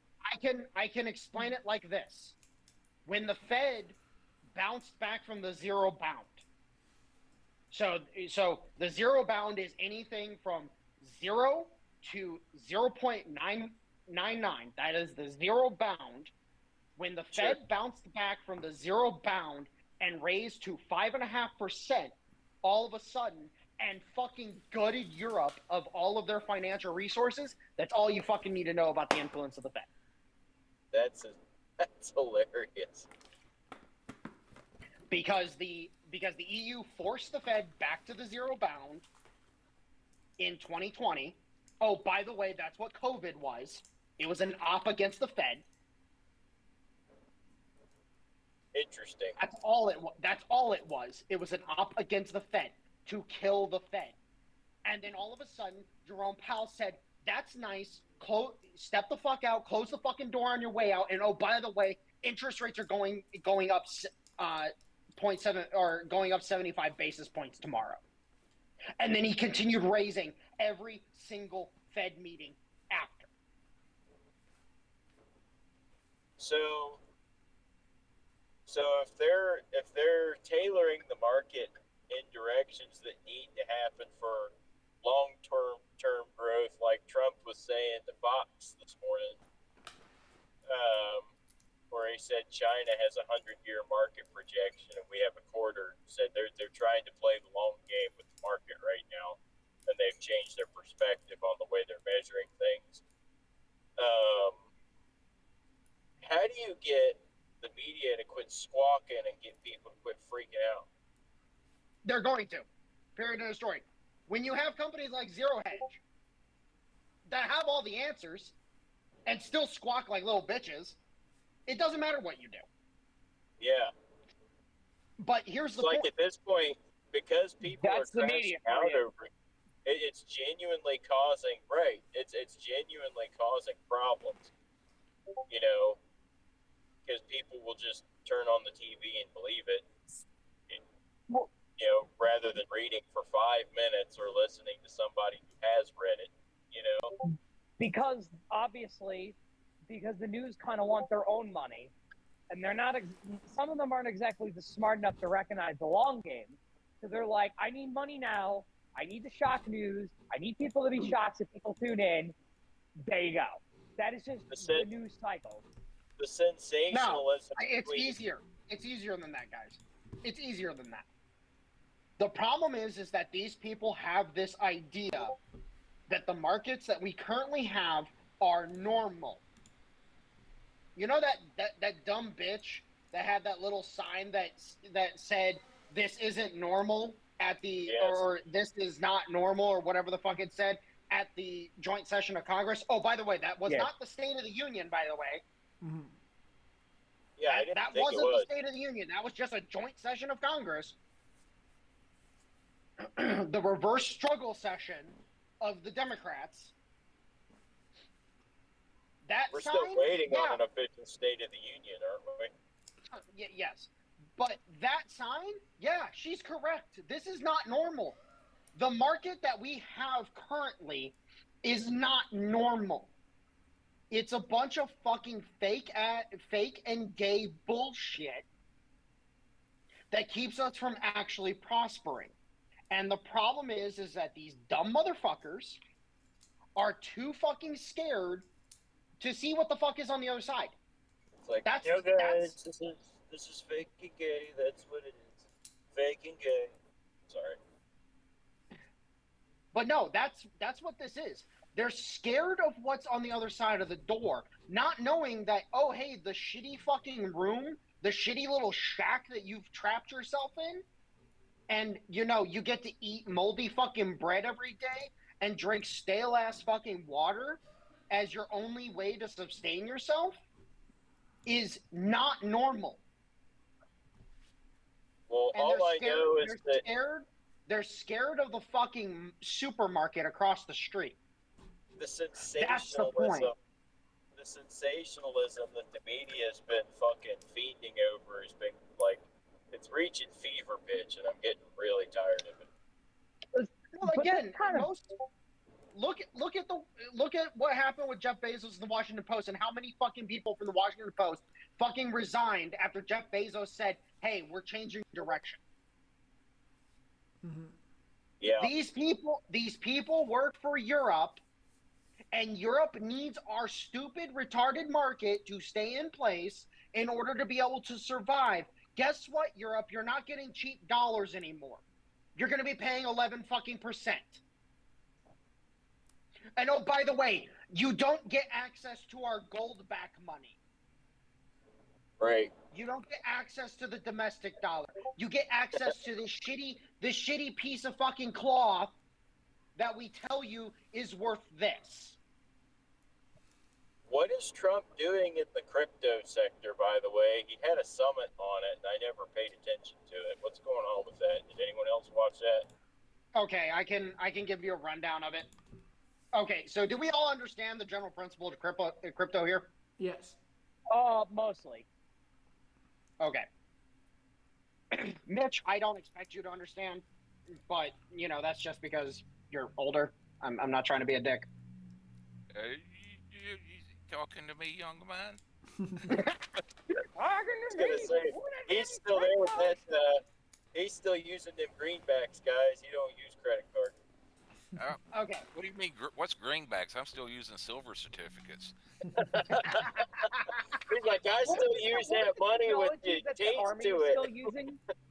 That's funny. Old gray man, he ain't what he used to be, ain't what he used to be, ain't what he used to be. That was a good joke. I like that. That was a really good joke. Okay, so here's the thing about crypto. Crypto is the way that people are going to track financials across borders. Moving cash and gold across borders is no longer going to be the norm. Period. End of fucking story. Why move cash and gold when you can literally have a tokenized system that has a full ledger of send and receive that is fully able to be encrypted, fully able to be transferable, fully able to fucking actually track things the way you need to? Why do that? Why move cash and gold when you have this system? So here's the thing. If I'm understanding this correctly, we're insulating the value of our dollar with several layers between crypto and buying gold. Yes. Because you're going to have our domestic value partially in gold again. So what you have is Bitcoin is going to be officially adopted by the United States as basically a gold reserve. And then you have Ethereum as a silver reserve. Mind you, this is your cross-border. Let me finish. In my opinion, this is proof positive that they are probably going to try to remonetize silver, which is going to be massive. Now, oh god, the retro game market's gonna go crazy. Wouldn't that be the cross? Wouldn't that be the international equivalent to having pennies laying around? No, but I'll get to that. Okay. No, it's the difference between your 20 and your penny. Gotcha. Now, Stoner, kiss my ass. You know I'd like it. No North and South. Did you DM something to him? I asked him what was it like fighting with Teddy Roosevelt in Cuba against the Spanish. What's up, Rough Rider? That's what she said. Oh. Anyways, so then what you have at that point in time is you have Tether. Now, Tether is the interface between Ethereum and Bitcoin for international transactions. And then you have XRP, Cardano, and Solana. I thought Avalanche was going to end up being one of those too. And all six of these are going to be what ends up insulating and allowing infinite transferability of the international dollar. And then at that point in time, because that's the whole point behind Tether, Tether is basically the whole premise of an international dollar is Tether. Then at that point in time, what you have is this massive fuck you to the rest of the world. And as I was talking to my coworker earlier, and he's heavily involved with this discussion as well. I believe that there is at least 50% more gold in New York and in Fort Knox than what they're reporting. I do not believe the U.S. has as little gold as they are reporting. I believe fully that there's at least 50% more, period.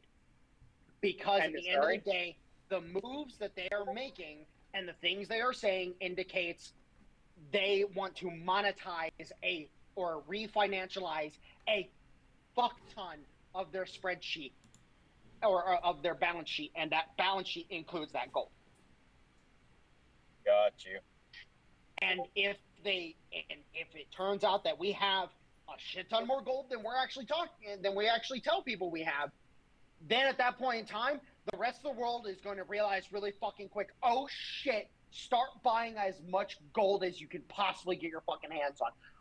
Fucking instantaneously, gold price to the 5,000, 6,000 mark. Instantly.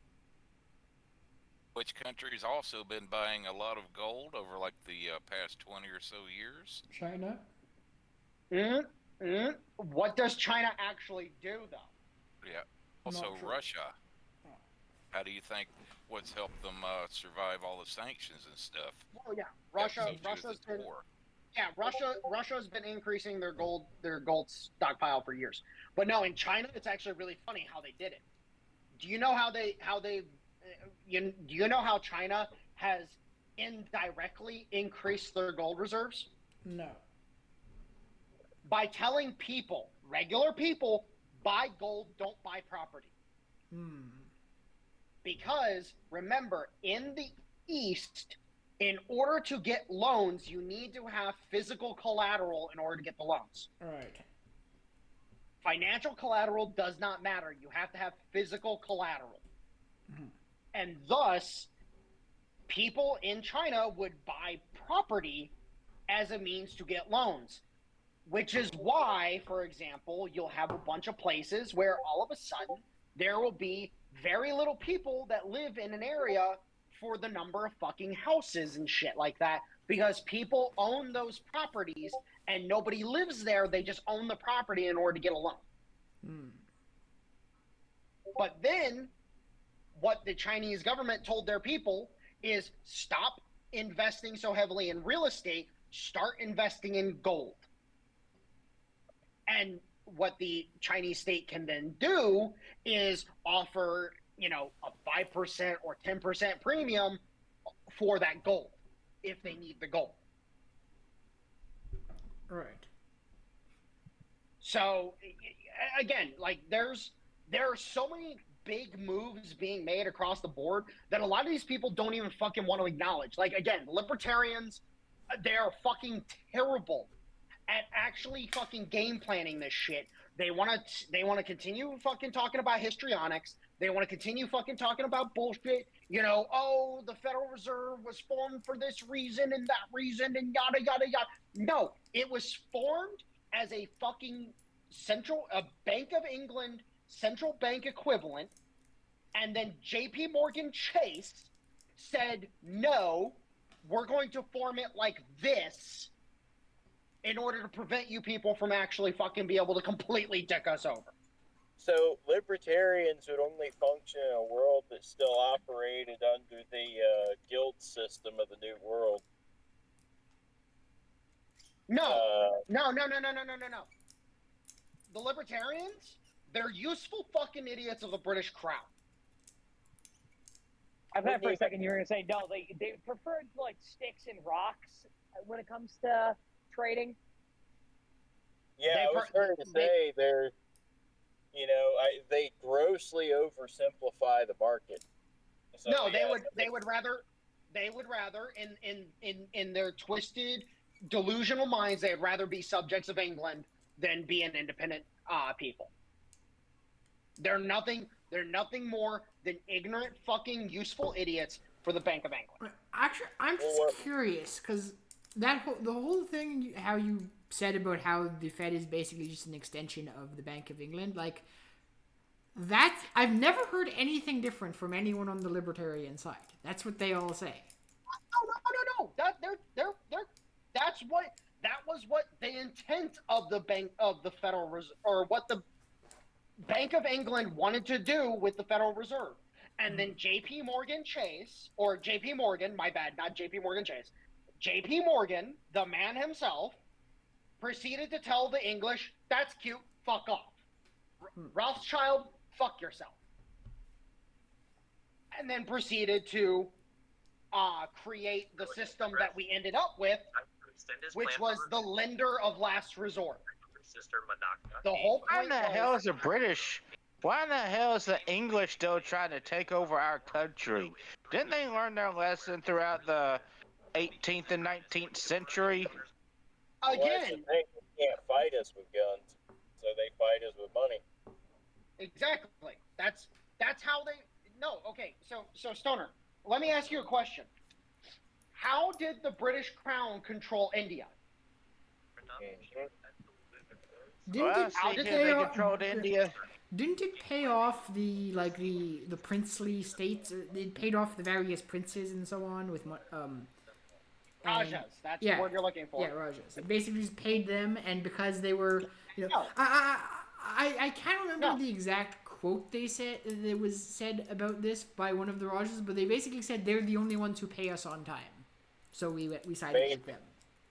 Yes. Like the British pay us on time, no one else does. Me and Mike have been talking.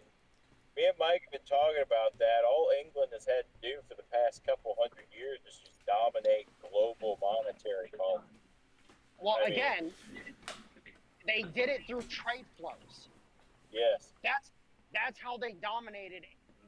They used the East India Company to dominate trade flows.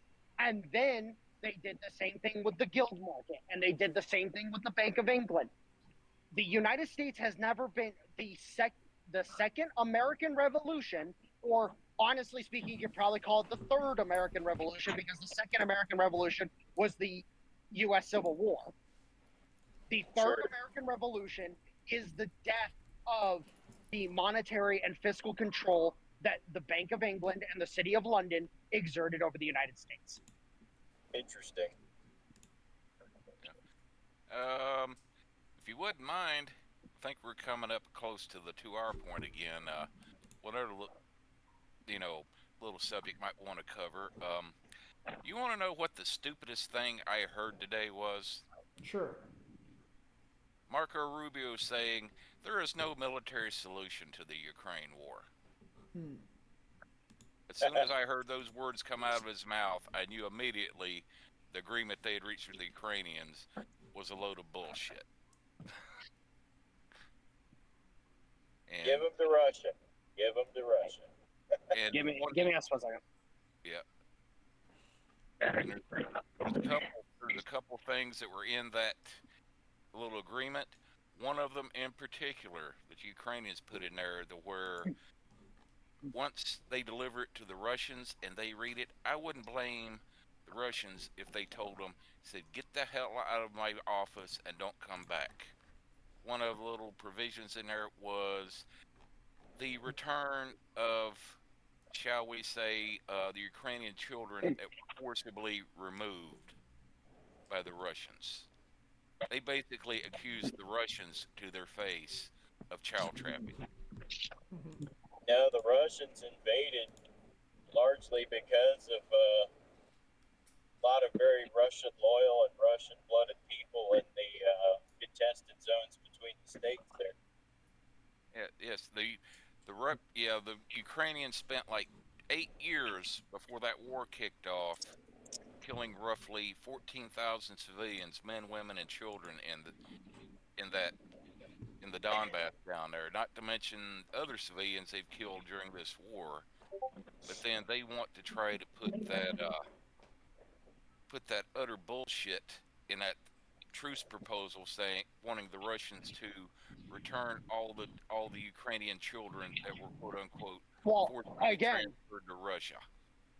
Again, I want to point out that most of those children, per my understanding, are Russian.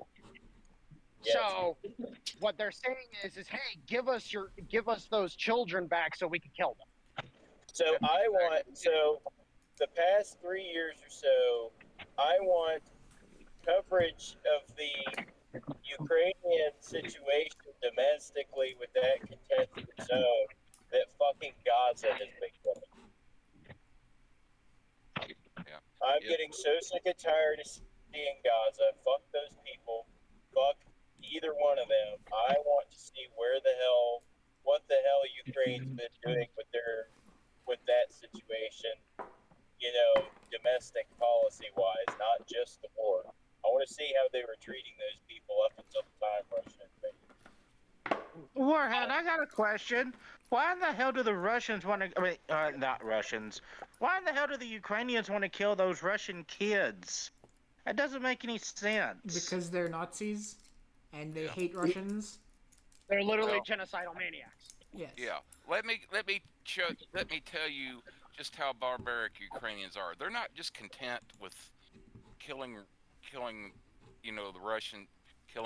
ethnic Russians during the last 10 years or so in the Donbass down there, or physically shooting them or like that, or trying to kill off the kids. I'm going to tell you something here that I got informed by a person living over in Russia. Mike, if you can guess who it is, don't say it, because when he told me this 2 years ago, he made me promise that I would not publicly spread this around, because he said if it ever got out, the entire Russian people would rise up and demand that Putin turn Ukraine into a glass parking lot. Basically, my source lives over in Russia. He told me when they first started doing prisoner exchanges with the Ukrainians in the first year of the war, and said he was told this by when they first started getting the Russian POWs back from the Ukrainians. They found out that the Ukrainians had been castrating every one of the Russian POWs they had captured.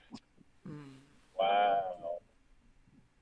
So think about the fact that I had heard real quick, just to respond to Mitch. I had heard the rumors, and again, I do know who you're talking about. If he's saying it, I believe it.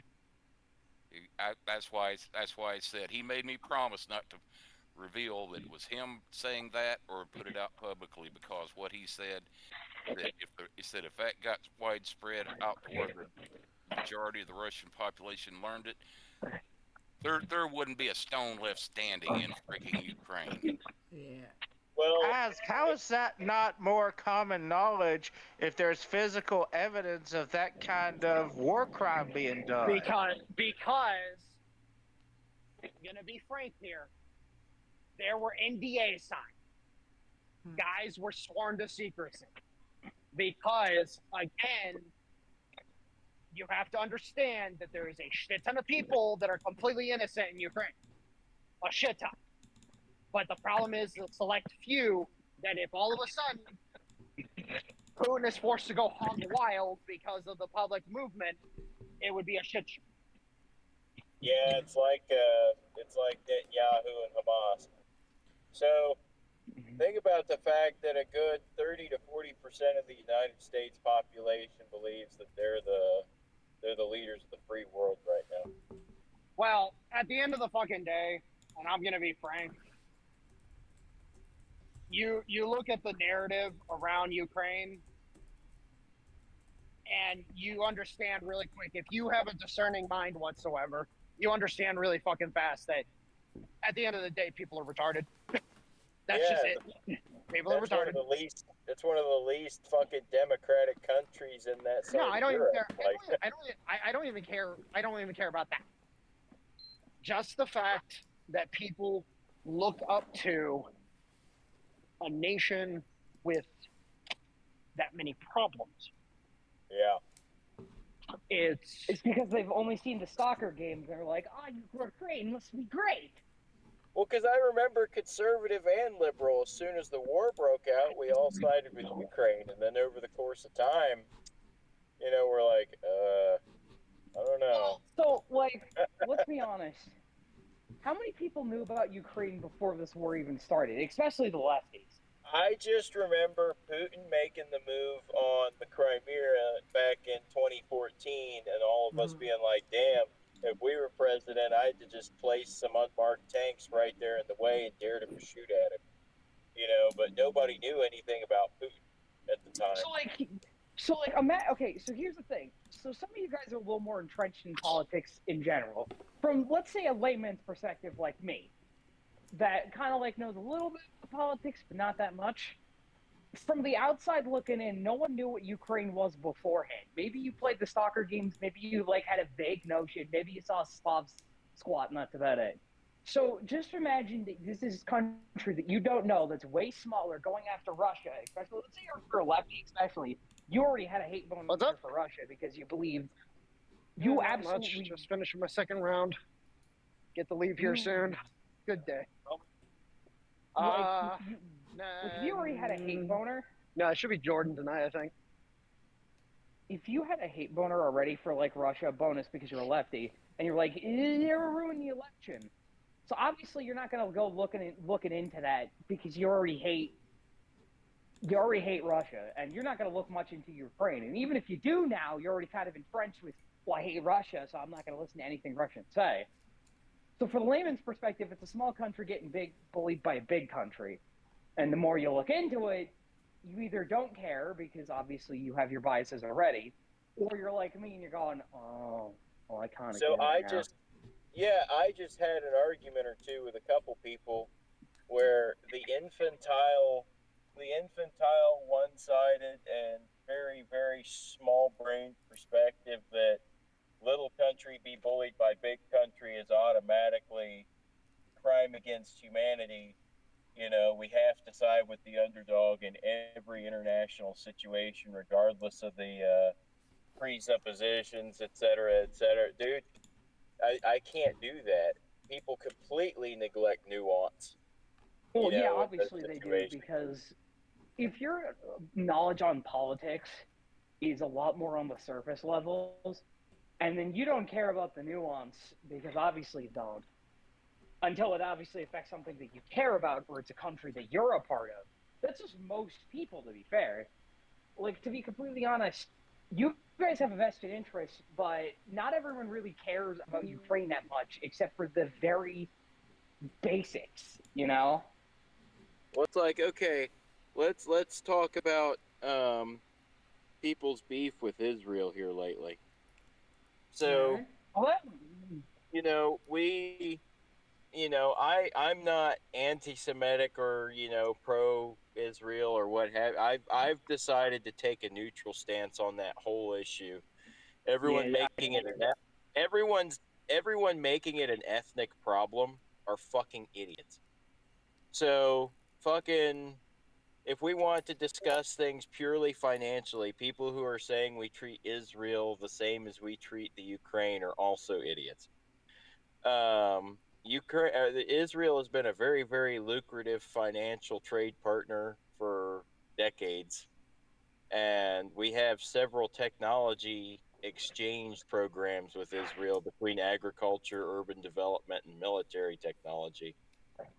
So I mean, if we want to talk strictly about the benefit to being an ally of Israel, I mean, it's right there. We can talk about the Semitic aspect of the occult that they have influencing politics and media here, but I feel like that's a separate discussion from the state of Israel. Of course. That is, of course, when they're not shooting up our Navy ships. Or, or planning to bomb our embassies. Sure. And all of that, I feel like we can separate... Message from Warhound. He says he's experiencing technical difficulties on his end, and there he is right now. All right. Yeah. Wow, he just missed a really good point that I tried to make. I kind of wanted to talk about the layman's perspective about all of this, because I do actually kind of understand the layman's perspective a bit more, because... Well, my point was taking and separating everything in not getting all your feelings worked up about something that we know so little about, that, if we're going to be real. Because what are we talking about? Just about, like, Ukraine, and then why people kind of support Ukraine, and I just say it's because of the lack of knowledge, and because you don't care.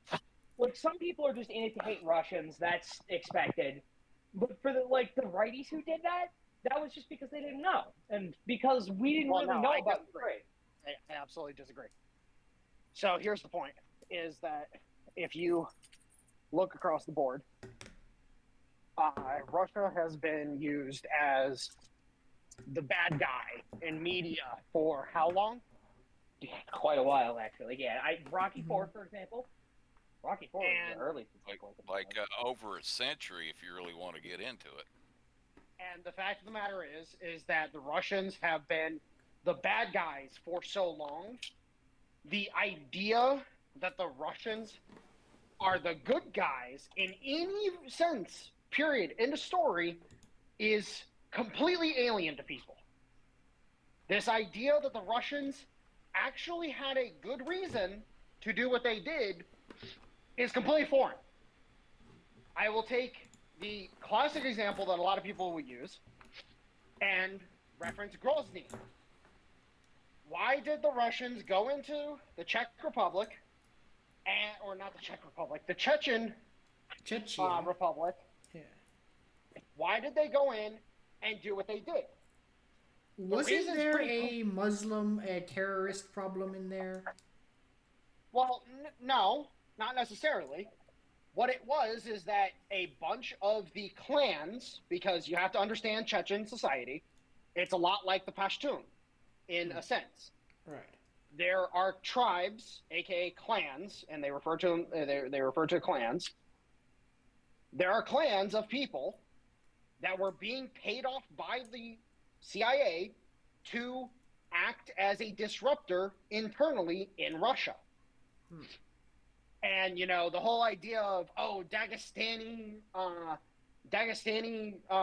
independence and yada, yada, yada. And the whole fact of the matter is that they were being paid off by the CIA. Now, the whole of the Chechens thought, why are the Russians attacking us? What the fuck did we do? And that's why the Chechen independence movement cropped up like it did. But then in the Second Chechen War, because the Russians had fucked up so badly in the First Chechen War with the PR side of things, in the Second Chechen War, the Russians gave them the fucking receipts. What happened? Kadyrov Sr. led all the clans that were not necessarily anti-Russian, they were just anti-getting bombed. He led those clans to purge the clans that were supporting the CIA. And then, as time went on, you now see how fervently loyal the Chechens are to the Russian state. Because the Chechens benefited from getting rid of those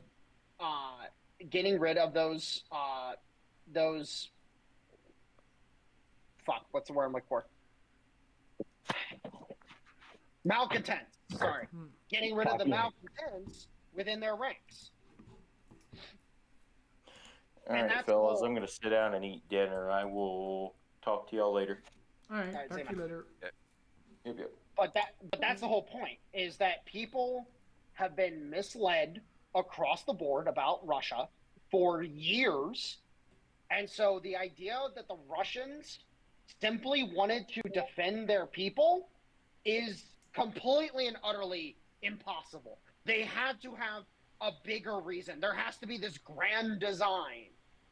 And it really is as simple as, no, those are Russians and we're defending Russians.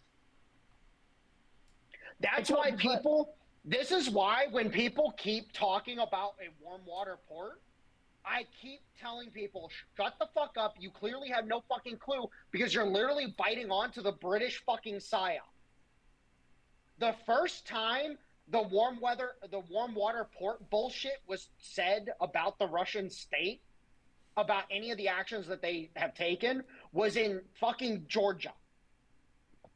Oh, by the way, the Russians have had a lease on Sevastopol for fucking the entirety of Ukraine's existence. They've had a lease on the fucking port.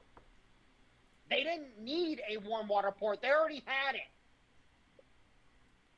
What they needed was a port that wasn't connected to the Black Sea or the Mediterranean. They needed one that was connected to the Indian Ocean.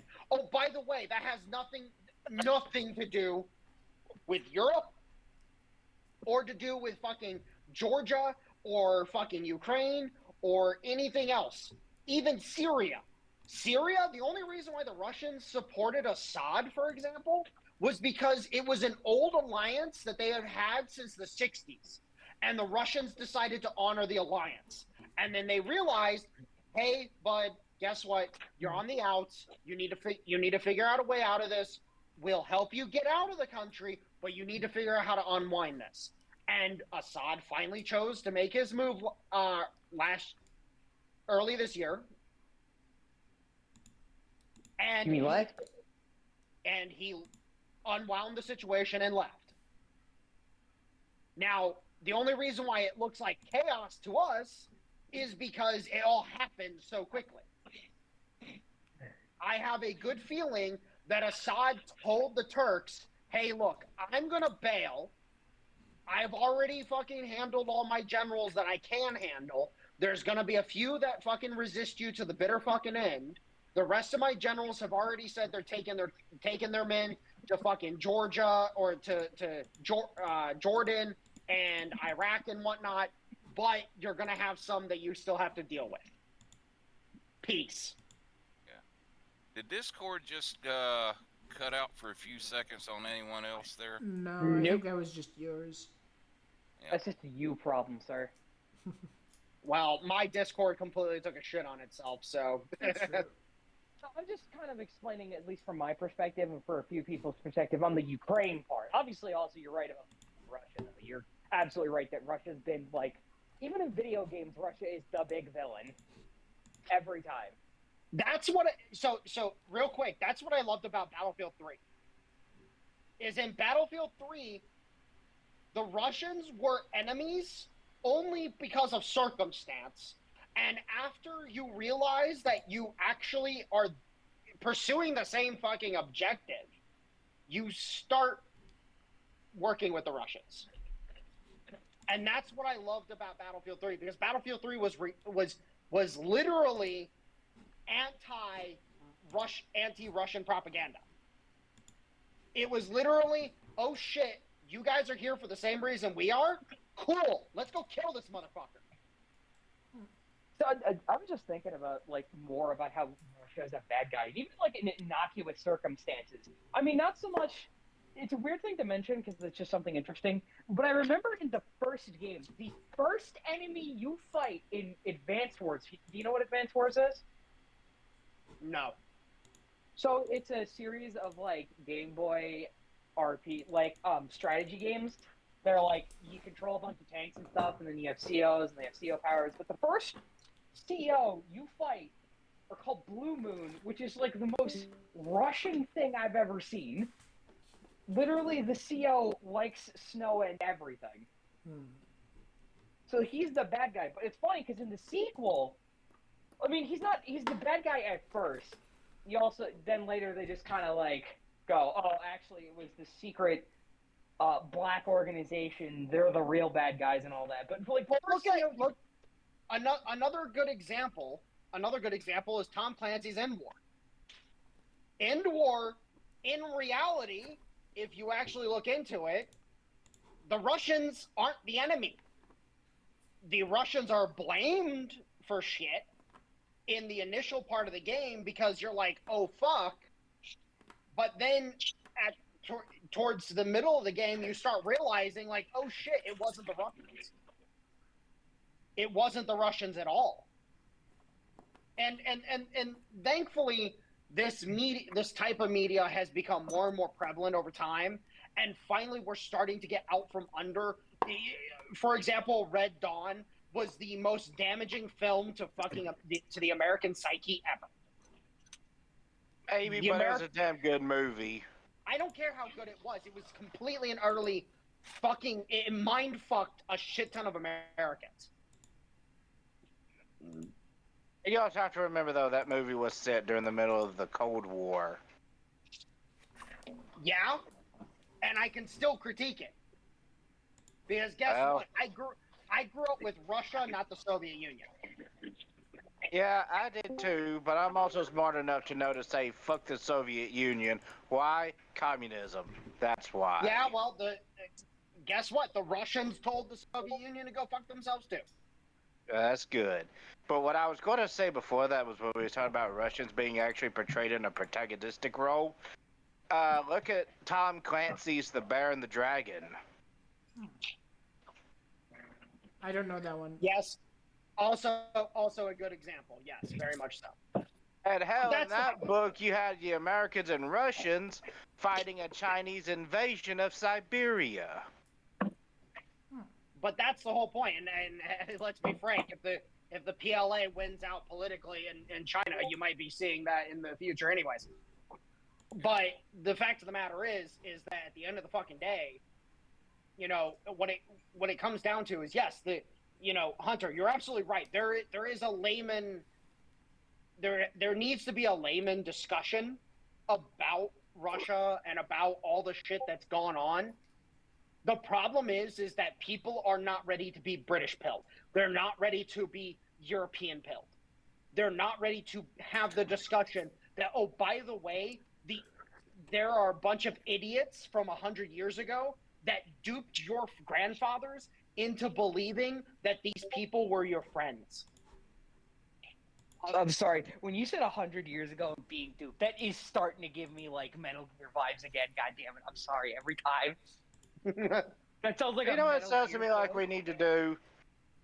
Sounds to me like we need to do the American public, like how you do a dog that doesn't want to take its medicine. Grab it by the mouth, take the pill, shove it in its mouth, and make it swallow. Or you can put it into a square of cheese and fucking give them the cheese. Yeah, I'm not gonna lie. Oftentimes, the dogs will use their tongue to, remove the pill from the cheese, swallow the cheese, and then spit out the pill. I've seen it happen. I've never had that problem, but whatever. Yeah. The point is... I think I had the same technical difficulties you did, Mike. I had to close out Discord and restart it there. So apparently Discord's having problems tonight. Great. Yeah. But the fact of the matter is that we need to find a way to give that pill to people in a nice wrapped up package where they're like, oh, okay, this is nice. I like this. Instead of, hey, by the way, the Europeans are a bunch of evil bastards and you should fucking hate them. People aren't ready for that kind of conversation. Of course they're not. Because, at the end of the day, look at all the British media. Dude, look at all the good British media. Don't you like the Doctor Who? No. I mean, I don't either. Like, I apparently I heard it was decent, but then I heard the recent seasons went, shit. Doctor Who ended with Capaldi. Fight me. Which one was that? He was the one before Jodie Whittaker. Is that the new one? No, the new one is a gay black guy. Why am I not surprised, honestly? Oh, yeah, no, you do not know about the one where they just literally was like, oh, by the way, that Doctor Who that everyone liked, actually, he was a moron, and this woman one was way better. Anyways, the point is at the end of the day, like, that's what's gonna have to happen. Is we're gonna have to come, like, I honestly speaking, I want to come up with a fucking 20-minute fucking educational film of explaining, like, hey, by the way, the British are fucking evil. They tried to do this, this, and this to you, and we need to figure out a way to rectify this situation. Now, my personal favorite method is turning the UK into a nature reserve. But genocide is bad. I hold to that mentality. Genocide is bad. So. You might get a different opinion from a Scottish. They're part of the problem. They're part of the fucking problem.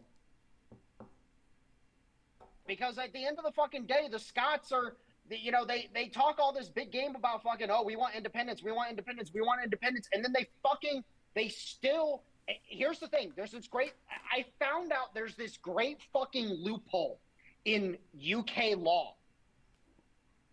If government funds are being used to fund something that is against UK law, like, for example, the situation in Palestine, the situation in fucking Ukraine, et cetera, if it's stuff that's illegal, you can withhold your tax money. You put it into a fucking interest-bearing account, and you hold it in fucking escrow, and then write the government saying, until these things are concluded, I will not be paying taxes. The government can't do shit against you. It's actually a surprisingly based law. Good job. That brings up an interesting point, Mike, if I might. That brings up an interesting point. I remember some few years back, that might be the reason why the UK government actually proposed a change to where instead of you getting your paycheck or the company you work for writing out your paycheck and withholding part of your tax to the government, your paycheck would go directly to the government, then they would decide how much money they would give you and then give you the remainder. That's probably why they tried proposing that nonsense. Yep, that is actually the reason. There are some amazing fucking laws that if you can find them in the shit show that is legal fucking code that you can use to loophole the fuck out of the government and be like, I'm not paying taxes, fuck you. And that's why, and do you know how, you want to know how they're currently trying to get around that loophole? How? Tax and spend authority of the EU Council. That's why they're trying to federalize, because they realized too late that there are a shit ton of British civilians that are now withholding their taxes. Couldn't they, in theory, just overturn those laws if they wanted to get rid of them? Good luck. It's literally part of English common law. Yeah, They would have to gut their courts completely and utterly in order to repeal those laws. Good luck, have fun, you're going to have a civil war in your hands. It's not exactly a civil war they could really afford, honestly, either. Oh, yeah, no, the British government would topple within a couple weeks. The government would literally just fall the fuck apart, because all of a sudden everybody just starts withholding all their fucking taxes and just say, fuck it, we're not doing anything for you guys anymore. And, oh, by the way, the military, yeah, you think the British military is going to side with the government? Oh, good luck. They already hate the government as is. And King Charles, have fun in your new home in Canada. Yeah. No. Well, that's where he would retreat to. Remember, 86% of your country is still owned by the crown. Unfortunately. Which, by the way, I guess we should actually cover Canada a little bit, I guess, again. Because, holy shit, your country is retarded. Yes. Carney? Yes. It's The more former appropriate governor they of the Bank nominated of England. Art Carney. Yeah. I wouldn't mind voting for him. That Kearney. Sadly, he's long dead. Yeah. I'd prefer voting for Gleason over him, anyways. Yeah. For those that might not be old enough to remember, the Honeymooners with Jackie Gleason, and Art Carney was one of the other stars of the show. He was Jackie's friend, I believe. Whose name I can't remember. Bang, zoom, straight to the moon. Not old enough or not know what the fuck the Honeymooners are. It's a great sitcom from, I think, the 50s or 60s. Highly recommend. Oh, yeah, highly recommend if you haven't seen it. It's pretty good. Okay, yeah, back on topic. Yeah. But anyways, so let's just cover it. So, Carney comes on the scene immediately. It's like, oh, we're going to do this, we're going to do that, going to do this. And then Canada is sitting there, and you're looking at two provinces. Alberta already sent delegates to Washington, D.C. to talk about ascension to the United States, which I bet you fucking Ottawa is freaking the fuck out right now. Because they're like, wait, you sent delegates to do what? And Saskatchewan is already talking about joining the boat. Like, oh my God. How much do you want to lose? Because we're going to fucking take it all the way up to Alaska, bitch. I want to actually have a question. Who the hell is Carney? Mark Carney, he's the new Prime Minister of Canada. Yeah, formerly governor of the Bank of England. Oh, yeah, and apparently they're already going, yeah, fuck this guy. Can we not? Well, because what people didn't realize up in Canada, and a lot of people are starting to realize it, that, oh, by the way, we had a shit ton of tariffs on the United States. Yeah. That were allowed to persist because the United States government didn't want to fight the fight because they didn't want the political blowback from it. Yeah. So now you have a single-term president who doesn't give a fuck. Mm-hmm. So just fun fact, for the people complaining about the 25% tariff, do you know what the tariff is for dairy from the U.S. into Canada? What Canada tariffs it at? Anyone want to take a guess? 70%. 280, actually. 280? Holy shit. You were almost right. 280%. It's absurd. There are similar tariffs to that. That's just the most like absurd one. Yeah. Oh, by the way, guess what country just put a shit ton of tariffs on Canada as well? China. Yup. China. Yeah, I don't look. I'm probably wrong, but I don't know how long Canada's got, unless it does something. It's end of this fucking decade, bro. End of this fucking decade. It's going to get so fucking bad in Canada. It's unfucking real. I'm gonna be like, do you remember the recession of the 51st state? Oh yeah, I remember. It was its own country back in the day. No, you're gonna have Alberta, the 51st state of the Union. You're going to have Saskatchewan, the 52nd state of the Union. You're going to have the Northwest Territories, the 53rd state. Oh, actually, no, they'll probably stay territories. And then Yukon, another territory. And then we're going to have the Keystone XXL pipeline. I'd be like, hey, Grandpa, what was Canada? Well, it was a place that existed up there. A place existed up there back in the day that used to be its whole country. And then Justin Trudeau came in and fucked them all up. And then whoever came out after him, he was basically like, oh, he's fucked. Not to piss in your Wheaties, but is it really a good idea to accept Canada, considering that, what is it, about 60% of their population is fucking lefties that make Californians look sane? Okay, Alberta is the Texas of Canada. So, like, Saskatchewan... Let me explain this. So, back in the 1860s, funny little thing in the United States was going on at the time. And a funny little man with a really tall hat decided that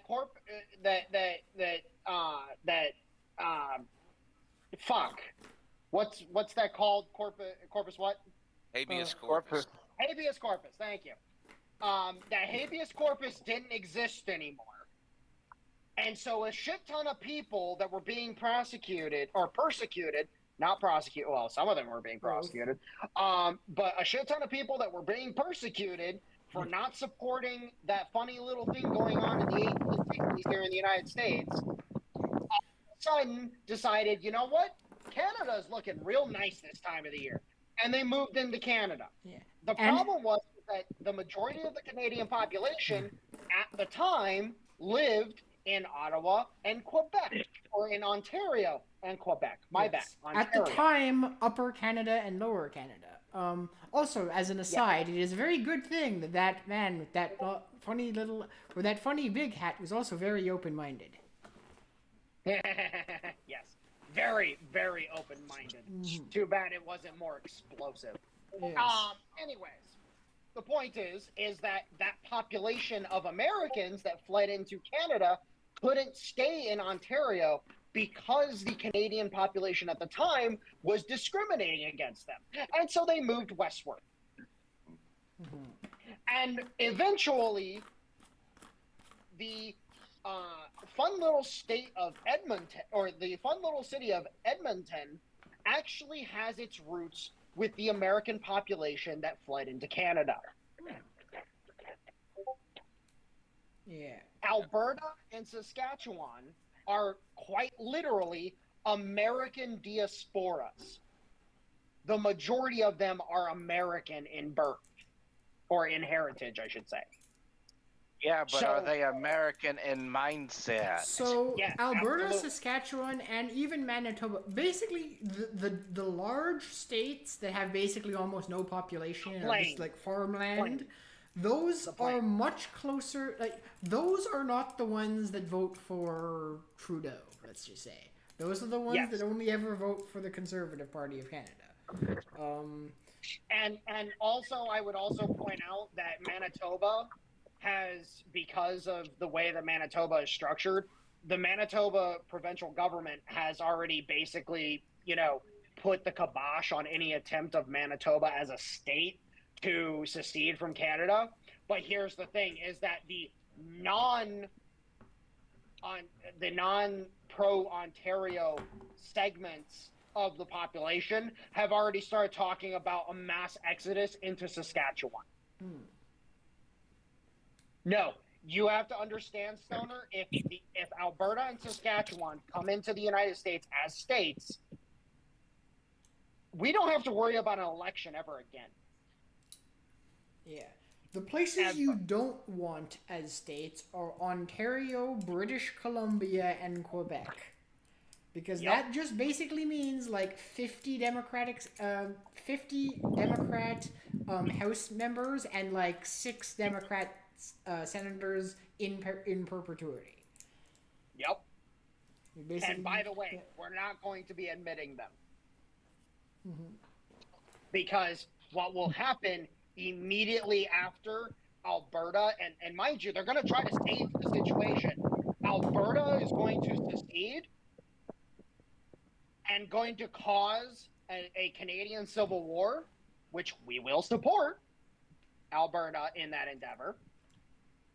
The British Crown will then step in and then proceed to say, "Okay, Canada, you're no longer an independent nation. You're back to being a part of the empire." And then Quebec starts fighting Ontario and the British because they're like, "Oh, fuck that. We're not going back. Not happening." Yeah.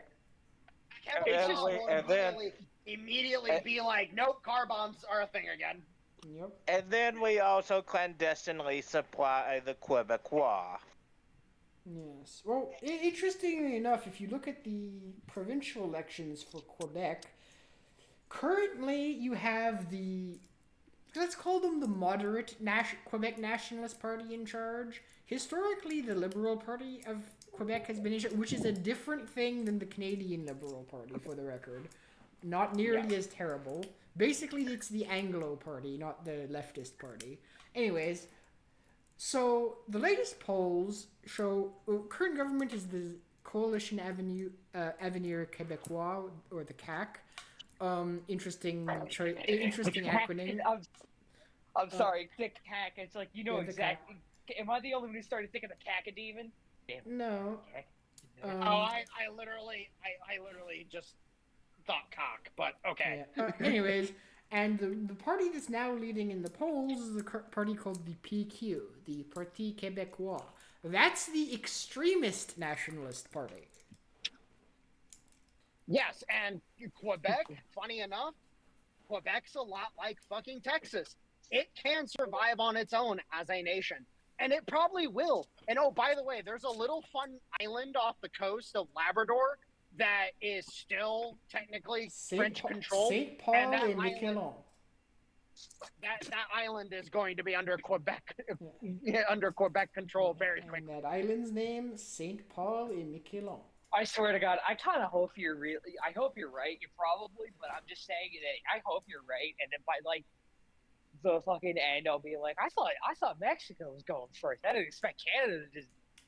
Oh no, dude! After fucking Canada pulled a lot of the bullshit that they did, fucking during COVID and a lot of the trade policy shit, I'm like, no, Canada's the first one.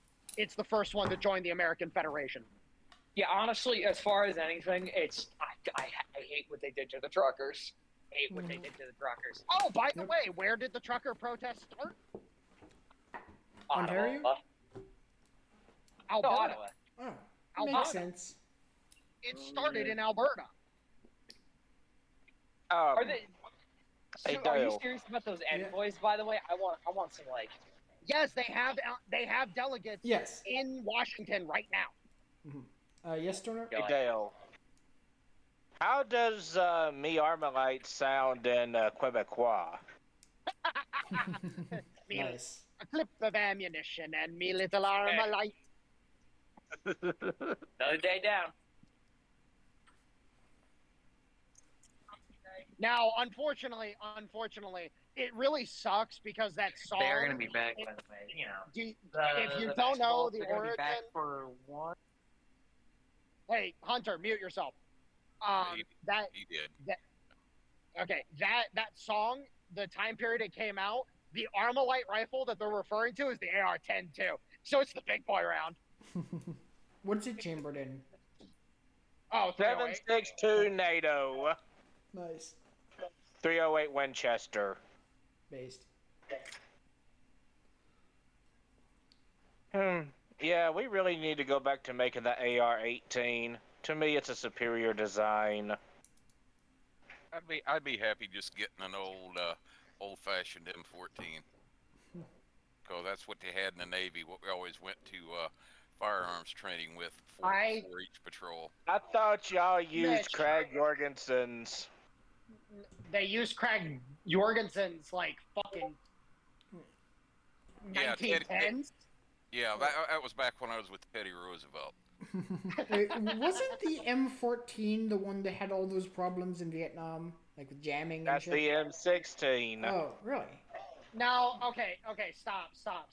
Okay, a lot of the issues that the M16 had were down to the round. When they switched to the 62 grain M855, it rectified all the problems. It was literally the round that was the issue, not the gun itself. And it was because the round wasn't, because of the powder load of the round, it wasn't able to cycle properly, and so it jammed a lot. Yeah, no, that's a comment that, like, that's why the AR-15 has the standard length of the AR-15 is 16-inch barrels, and they have a carbine length gas system because the 55 grain rounds, I forget what their military designation is off the top of my head. They were not able, with a shorter gas system, you were able to cycle the rifle properly.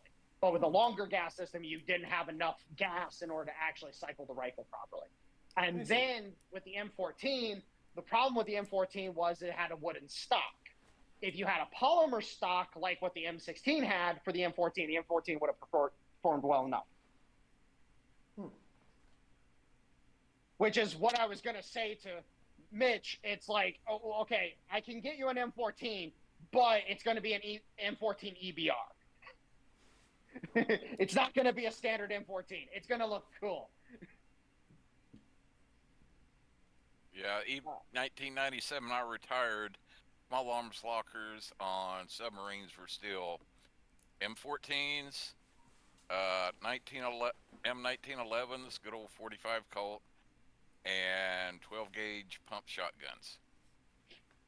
And if I remember correctly, the pump shotgun that you guys used back then was the Remington 870. Yeah, that sounds about right. Only thing I remember is a lot of guys that came, some of the guys that came to doing small arms training, as far as like the target practice with the 12 gauge pump, give you buckshot to where, and they just sent like a 5-gallon metal can with a load of gravel in it out like about 10 yards or so away, and basically I said, okay, just all you need to do is hit that can with like three rounds, and you're good to go with the pump shotgun. There were some guys that were so clueless when it came to firearms, they couldn't even manage to hit the fucking can 10 yards with buckshot. Shit. That's funny. It's city boys. Yep. Yeah. Of course, can't use a shot. I wasn't very good. I actually went shooting a couple of times with my dad. It's been so long since I've done that. I want to do that again. I wasn't so good with the shotgun. I'm not gonna lie. One of my favorite guns to shoot is it's called the Golden Boy. I have a funny video to show you guys later. Let's just say, one hand, high brass. It's a funny video. Oh boy. But yeah, I think that's a good place to tie it up. So. Yeah. It's getting close to bedtime. Y'all take care. All right. Take care. Have a good night, and we shall see you all next week. Ciao.